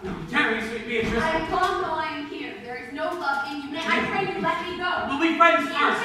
You dare easier be friends with me than fight with mine enemy? Is Claudio mine enemy? Is he not approved in the height a villain that hath slandered, scorned, dishonored my kinswoman? Oh God, that I were a man! What, bear her in hand until they come to take hands, and then with public accusation, unmitigated slander, uncovered rancor, oh God, that I were a man! I would eat his heart in the Look, hear me, Beatrice. Talk with a man out a window, a proper saying. Nay, but Beatrice. Hero, she is wronged, she is slandered, she is undone. Beatrice. Princes and counties. What a princely testimony, a goodly count. Count comfort surely. Oh, that I were a man for his sake, or that I had any friend who would be a man for my sake. But manhood is melted into courtesies, and valor into compliment, and men are all turned into tongue and trim ones too. He is now as valiant as Hercules that only tells a lie and swears it!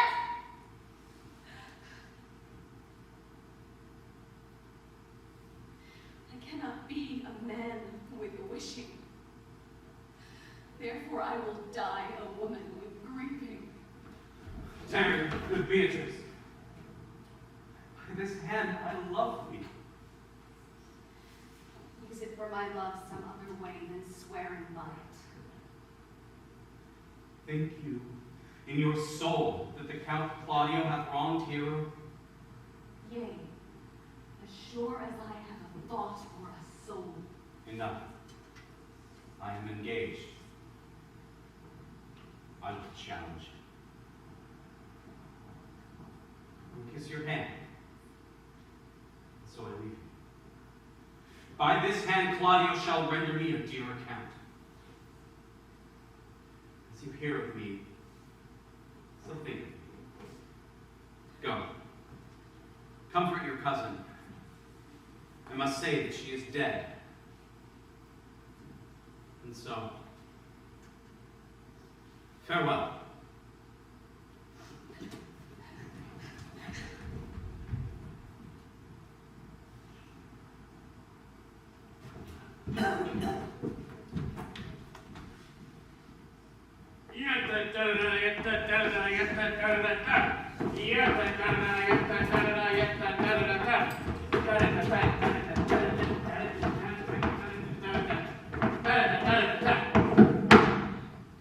Is our whole assembly here? Which be the malefactors? Mary, am I in my partner? Nay, that's certain. We have the exhibition to attend. But which are the offenders that are to be examined? Let them come before Master Constable. Yea, let them come before me.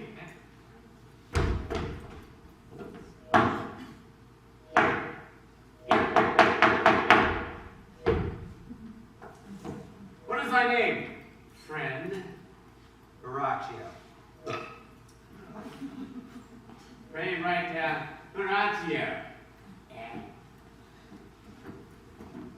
Yours, sirrah. I am a gentleman,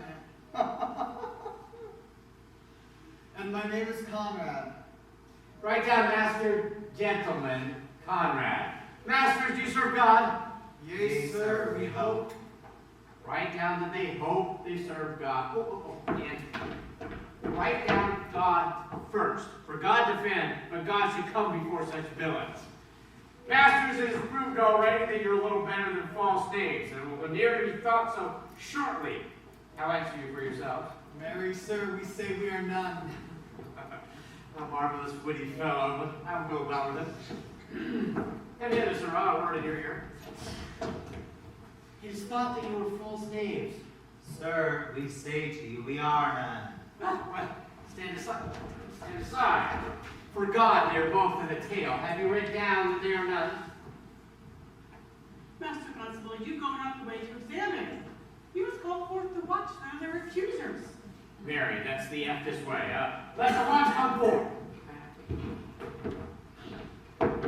Masters, I charge you in the prince's name. Accuse these men. This man said, sir, that Don John, the prince's brother, was a villain. Write down Prince John, a villain. Whoa, this is flat perjury to call the prince's brother villain. Master Constable. I pray you call peace. I do not like that look, I promise thee. What argument say us? Mary, that he had received 1,000 ducats of Don John to accuse the Lady Hero wrongfully. Oh, flat burglary as ever was committed. Yea, but master it is. What else, fellow? And that Count Claudio did mean, upon his word, to disgrace Hero before the whole assembly, and not marry her. Oh, thou villain, thou be condemned to deliver everlasting redemption for this. What else? That is all. Masters, this is more than you can deny. Prince John was this morning secretly stolen away. Hero was in this manner accused. In this very manner accused. And upon the grief of this,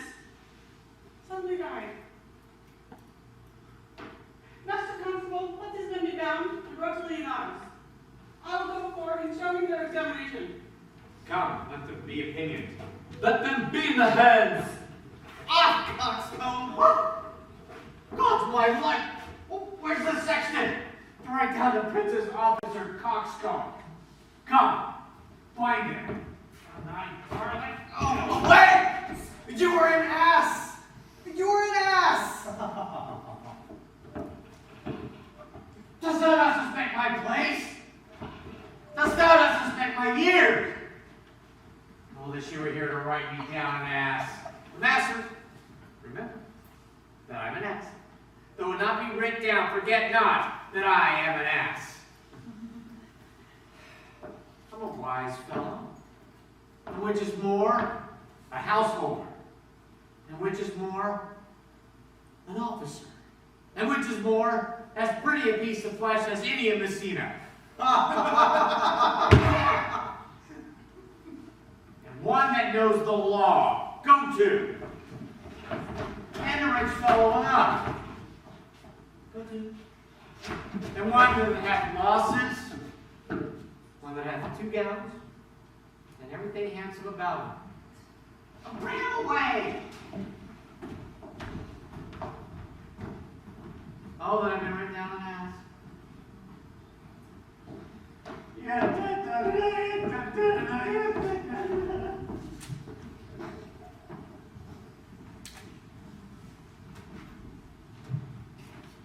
If you go on thus, you will kill yourself, and 'tis not wisdom thus to second grip against yourself. I pray thee cease thy counsel, which falls into my ears as profitless as water in a sieve. Give not me counsel, nor let no comfort delight my ear, but such a one whose wrongs do suit with mine. Bring me a father that so loved his child, whose joy of birth is overwhelmed like mine, and bid him speak of patience. Measure his woe the length and breadth of mine, and let it answer every strain for strain, as thus for thus, and such grief for such. If such a man can smile, stroke his beard, bid sorrow wag, cry hem, bring him yet to me, and I will of him gather patience. But there is no such man. For brother, men can counsel and speak comfort to that grief which they themselves not feel. But tasting it, their counsel turns to passion, which before would give perceptible medicine to rage. Therefore give me no counsel. My griefs cry louder than advertisement. Therein do men from children nothing differ. I pray thee peace. I will be flesh and blood. For there never was yet philosopher that could endure the toothache patiently. Yet bear not all the grief upon yourself. Make those that do offend you suffer too. There thou speakest reason. Nay, I will do so. My soul tells me Hero is belied, and that shall Claudio know, and the prince, and all those who would so dishonor her. Here comes the prince and Claudio hastily. Good day. Good day. Good day, Hear me, my lords. We have some haste, Leonardo. Some haste, my lord. Well, fare you well, my lord.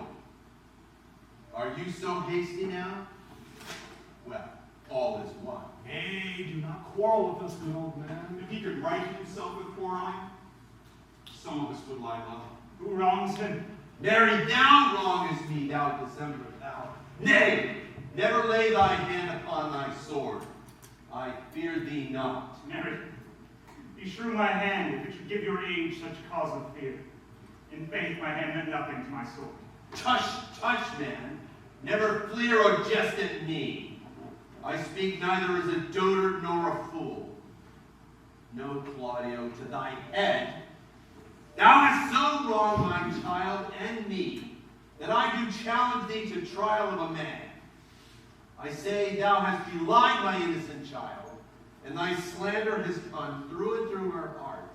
So she lies buried with her ancestors in a tomb where never scandal slept, Say this of hers, framed by thy villainy. My villainy! Thine, I say! Thine! You say not right, old man. My lord, I will prove it upon his body, if he dare, despite his nice fence and his active practice, his May of youth and bloom of lusty. Away, I will not have to do with you. Oh, canst thou so daff me? Thou hast killed my child. If thou killst me, boy, thou wilt kill a man. And he shall kill two of us. And men indeed, but that's no matter. Let him kill one first. Win me and wear me. Let him answer me. Come, Sir Boy, come, follow. Sir Boy, I will whip you from your 40 fixed days of gentlemen. Brother! Content yourself. God knows I love my niece. She is dead. Slandered to death by villains that dares will answer a man indeed as I dare take a servant. Brother Anthony. Hold yourself content. What man? I know them, yea, and what they weigh into the upper scruple. Scrambling, outfacing, fashion-monging boys that lie and cock and flout, deprave and slander. Go, antically, show outward hideousness and speak of half a dozen dangerous words how you might hurt your enemies if you durst. But come, 'tis no matter.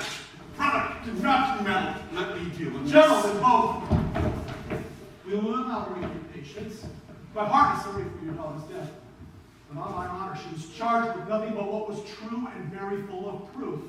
My lord, my I lord. will not hear you. No? Come, brother, away. I will be heard. And shall. Or some of us will smart for it. Oh, see, here comes the man we went to seek. Good senor, what news? Good day, my lord. Welcome, senor. You were almost come to part, almost afraid. We'd like to have our two noses snapped off by two old men without teeth. Leonardo and his brother. What think us out? Had we fought, I doubt we should have been too young. In false quarrel, there is no true valor. I came to seek you both. Well, we've been up and down to seek thee, for we are high proof melancholy. Fain haven't beaten away. Wilt thou use thy wit? My wit is in my scabbard. Shall I draw it? Dost thou wear thy wit by thy side? Never any did so, though very many have been beside their wits. I will bid thee draw, as we do minstrels draw the pleasures. I pray you choose another subject. Oh, by this light he changes more and more. I think he be angry indeed. Shall I speak a word in your ear?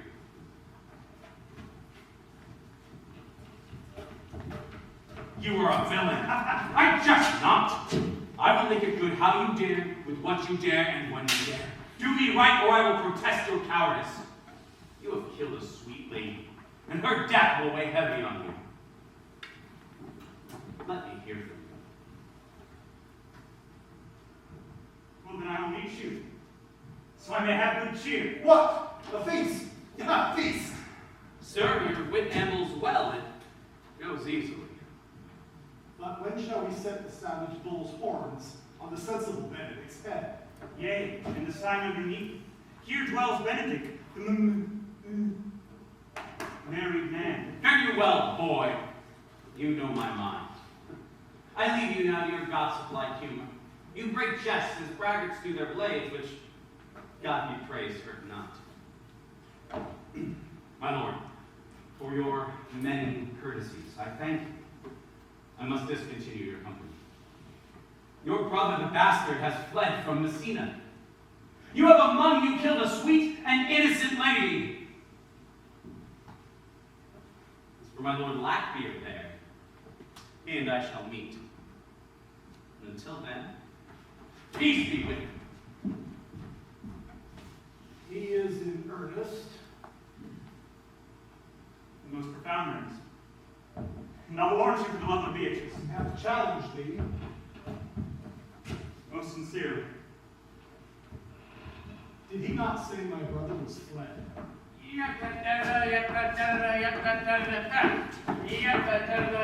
Come here, sir. If justice cannot tame you, she shall dare weigh more reasons in her balance.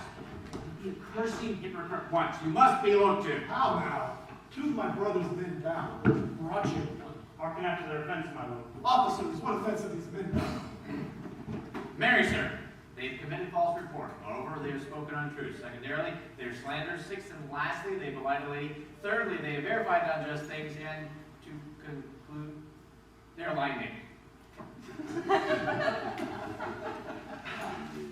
Who have you offended, masters, that you are thus bound to your answer? This learned constable is too cunning to be understood. What's your offense? Sweet prince, let me go no farther to mine answer. Do you hear me? And let this count kill me. I have deceived even your very eyes. What your wisdoms could not discover, these shallow fools have brought to light. Who in the night overheard me confessing to this man, how Don John, your brother, incensed me to slander the Lady Hero. How you saw me court Margaret in Hero's garments, how you did shame her when you should marry her.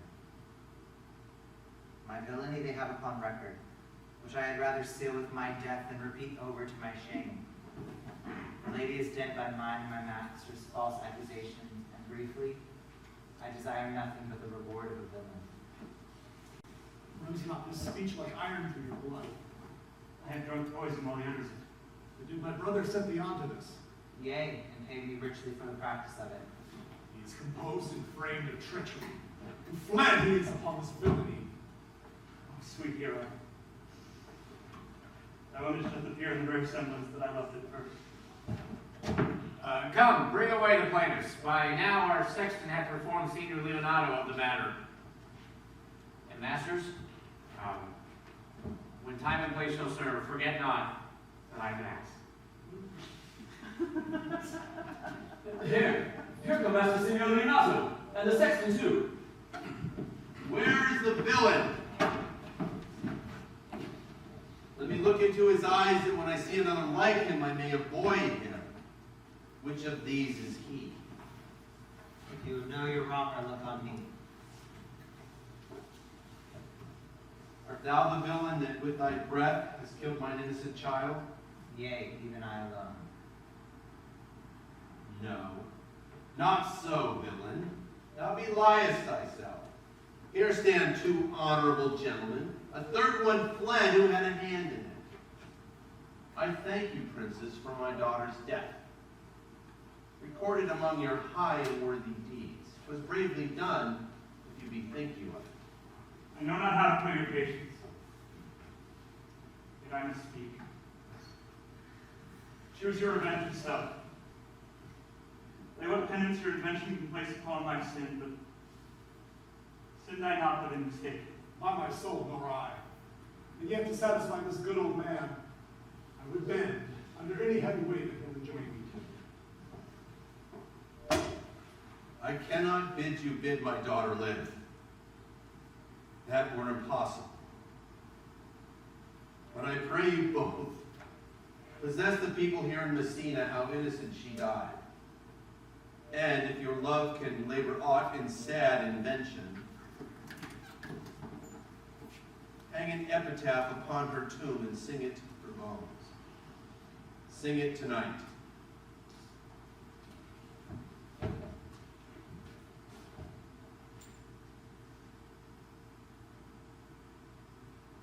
Tomorrow, come ye to my house.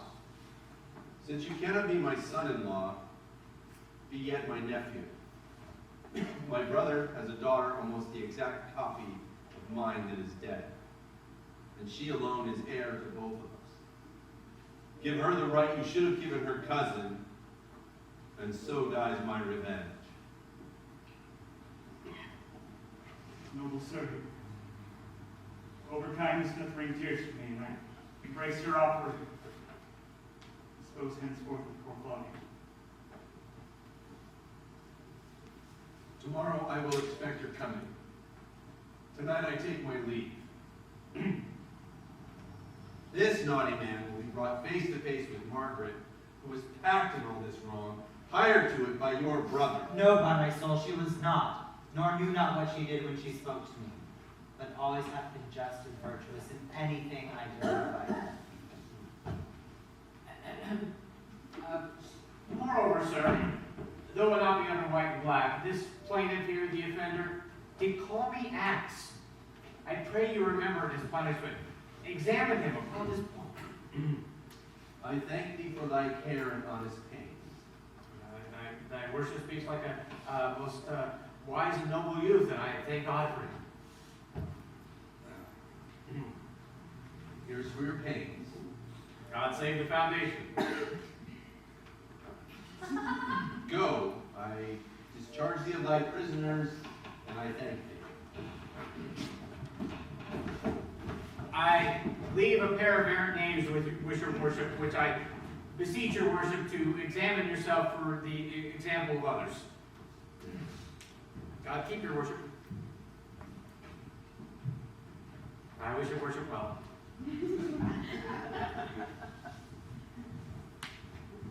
May God restore you to health. I humbly give you leave to depart, and if merry meeting may be wished for, well, God prohibit it.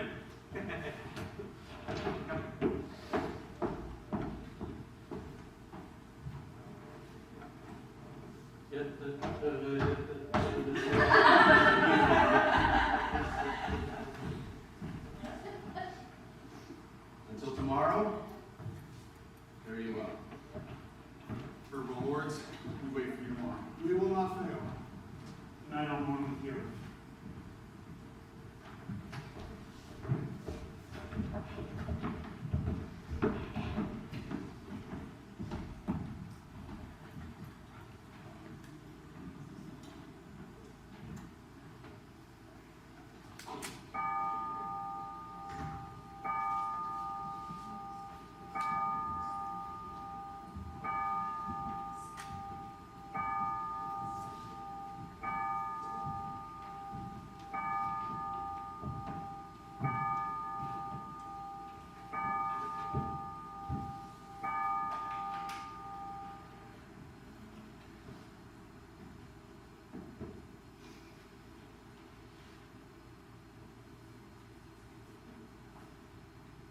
Done to death by slanderous tongues is the hero that here lies. Death in garden of her wrongs gives her fame which never dies. So the life that died with shame lives in death with glorious fame.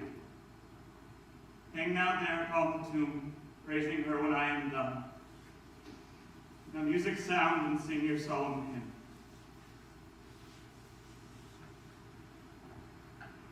Ardent goddess of the night, those that slew thy virgin night, are the which songs of woe round about her tomb they go.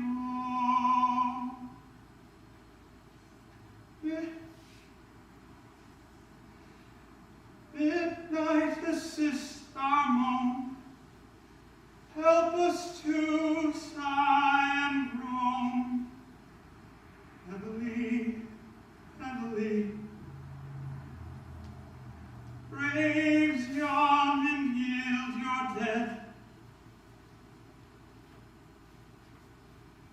Hell death be at her end. Heavily, heavily.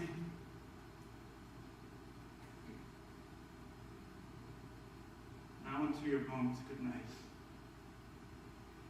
Dearly will I do this right.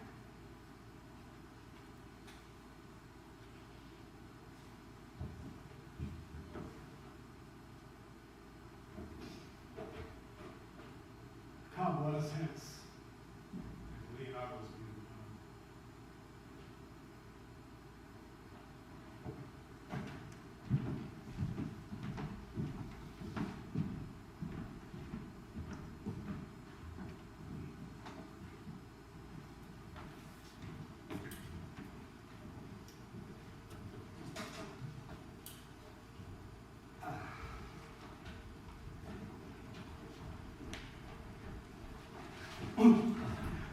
Sweet Mistress Margaret, deserve well at my hand by helping me to the speech of Beatrice. Will you then write me a sonnet in praise of my beauty? In so high a style, Margaret, that no man living shall come over it, for in most comely truth, thou deservest it. To have no man come over me? Why, shall I always be below stairs? Thy wit is as quick as the greyhound's mouth. It catches. And yours is blunt as the fencer's foils, which hit but hurt not. A most manly wit, Margaret, it will not hurt a lady. Now I pray thee, call Beatrice, I give thee the bucklers. Give us the swords, for we have butlers of our own. If you use them, Margaret, you must put in the pikes with the vice. And they are dangerous weapons. For maids. Ah! Well, I shall call Beatrice for you, whom I think hath legs. And therefore will come.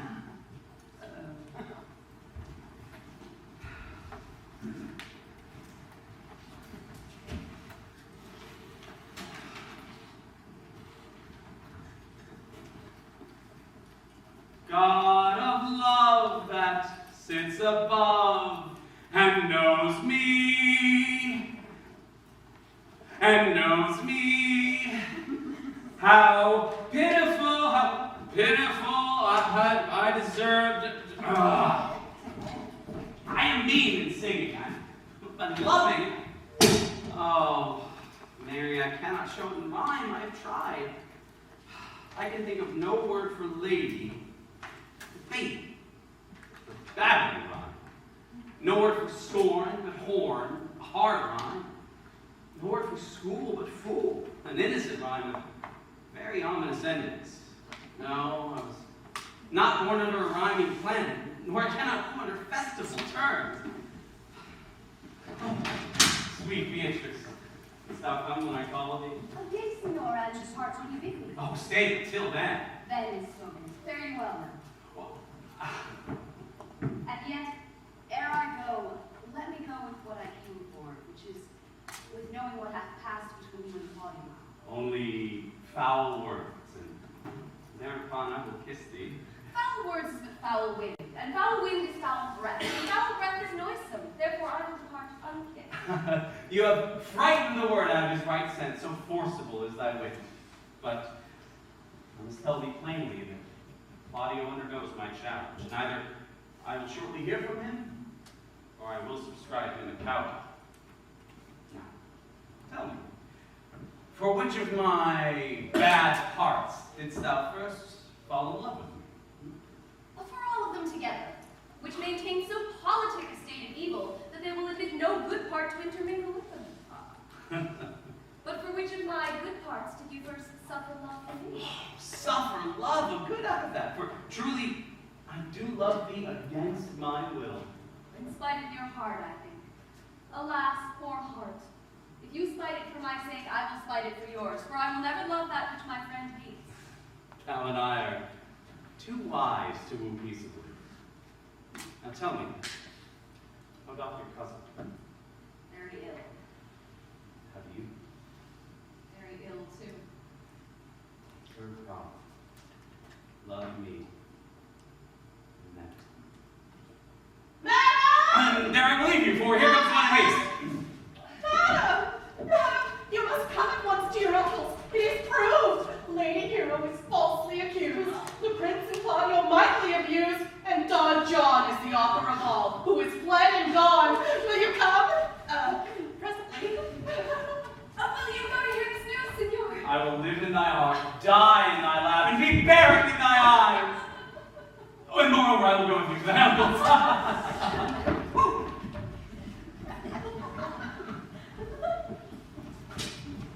Did I not tell you she was innocent?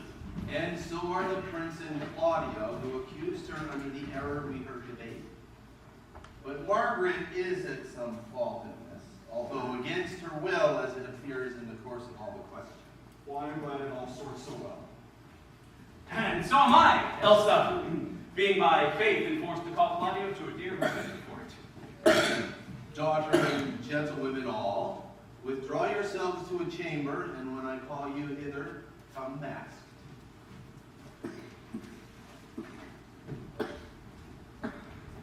Prince and Claudio promised to visit me at this hour. Brother, you know your office. You are to be father to your brother's daughter and give her to young Claudio.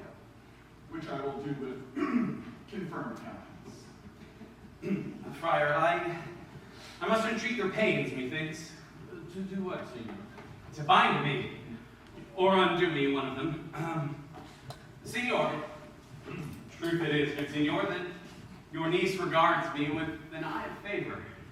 That eye was led to you by my daughter, it is true. And I do with an eye of love for quite her. Which sight you had from me, the prince and Claudio. What is your will? Your answer, sir, is enigmatical. But my will is for your goodwill, to stand of ours on this day, to be joined in the honorable state of marriage, for which, Friar, I shall desire your help. My heart is to your liking. And my help. Here comes the Prince and Claudio. Good morrow to this fair assembly. Good morrow, Prince. Good morrow, Claudio. We here attend you. Are you yet determined today to marry my brother's daughter? I'll hold my mind. Call her forth, brother. Here stands the friar ready. Good morrow, Benedick. Why, what's the matter that you have such a February face? So full of frost and storm and cloudiness. He thinks upon the savage bull. Bull Jove, sir, had an amiable love. For this I leave. Here comes other reckonings.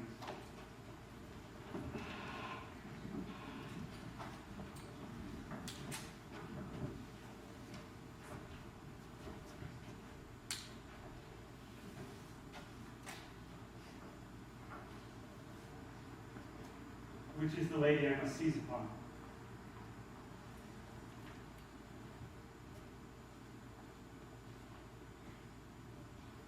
This same is she, and I give you proof. And she is mine.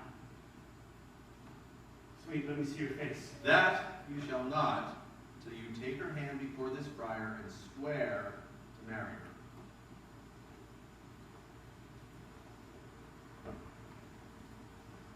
Take my hand before this holy friar. I am your husband, if you like me.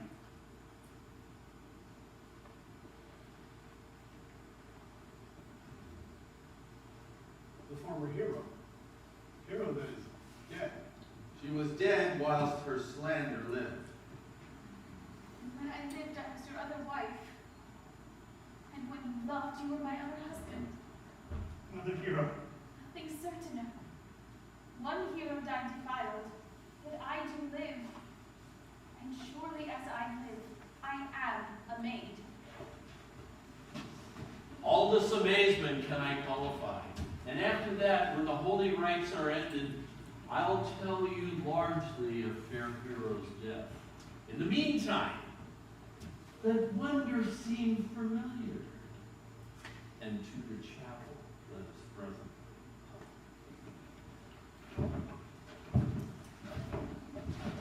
Soft and fair friar. Which one is Beatrice? I answer to that name. What is your will? Do not you love me? Why, no. No more than reason. Why then, the prince and your uncle and Claudio were mightily deceived, for they swore that you did. Do not you love me? True, no. No more than reason. Why, then my cousin and Margaret and Ursula are much deceived, for they did swear you did. They swore you were almost sick for me. They swore you were well nigh dead for me. That is no such matter. Then, you do not love me? No, truly, but in friendly recompense. Come, cousin. Surely you love the gentleman. And I'll be sworn upon it that he loves her. For here's a letter. What? Written in his own hand, a sonnet of his own pure brain. fashions, Beatrice.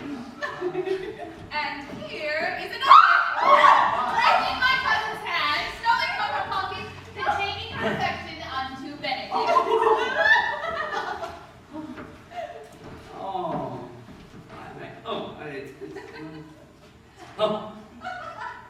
Mary, here's our own hands against our hearts.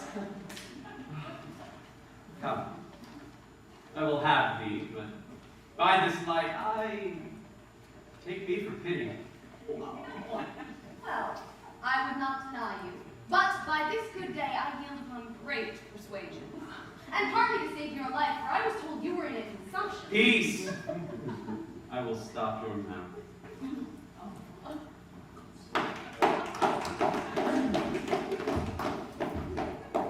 How dost thou, Benedick, marry? I'll tell thee what, Prince. A college of wit crackers cannot flout me out of my humor. Dost thou think I care for a satire or an epigram? No. In brief, since I do purpose to marry, I shall think nothing to any purpose that the world can say against it, and therefore never flout at me that which I have said against it. For man is a giddy thing, and that is my conclusion. For thy part, Claudio, I did think to have beaten thee, but in that thou would like to be my kinsman, live unbruised, and love my cousin. I well hope thou wouldst deny Beatrice, so that I might have cudgeled thee out of thy single life and made thee a double dealer, which out of question thou wilt be if my cousin does not look exceedingly merrily to thee. Come, we are friends! Let's have a dance ere we are married, so that we may lighten our hearts and our lives heal. We'll have dancing afterwards. Oh, first of my word! And therefore, play music! Oh, Prince, thou art sad. Get thee a wife. Get thee a wife! There is no staff more reverend than one tipped with horns. My lord! My lord!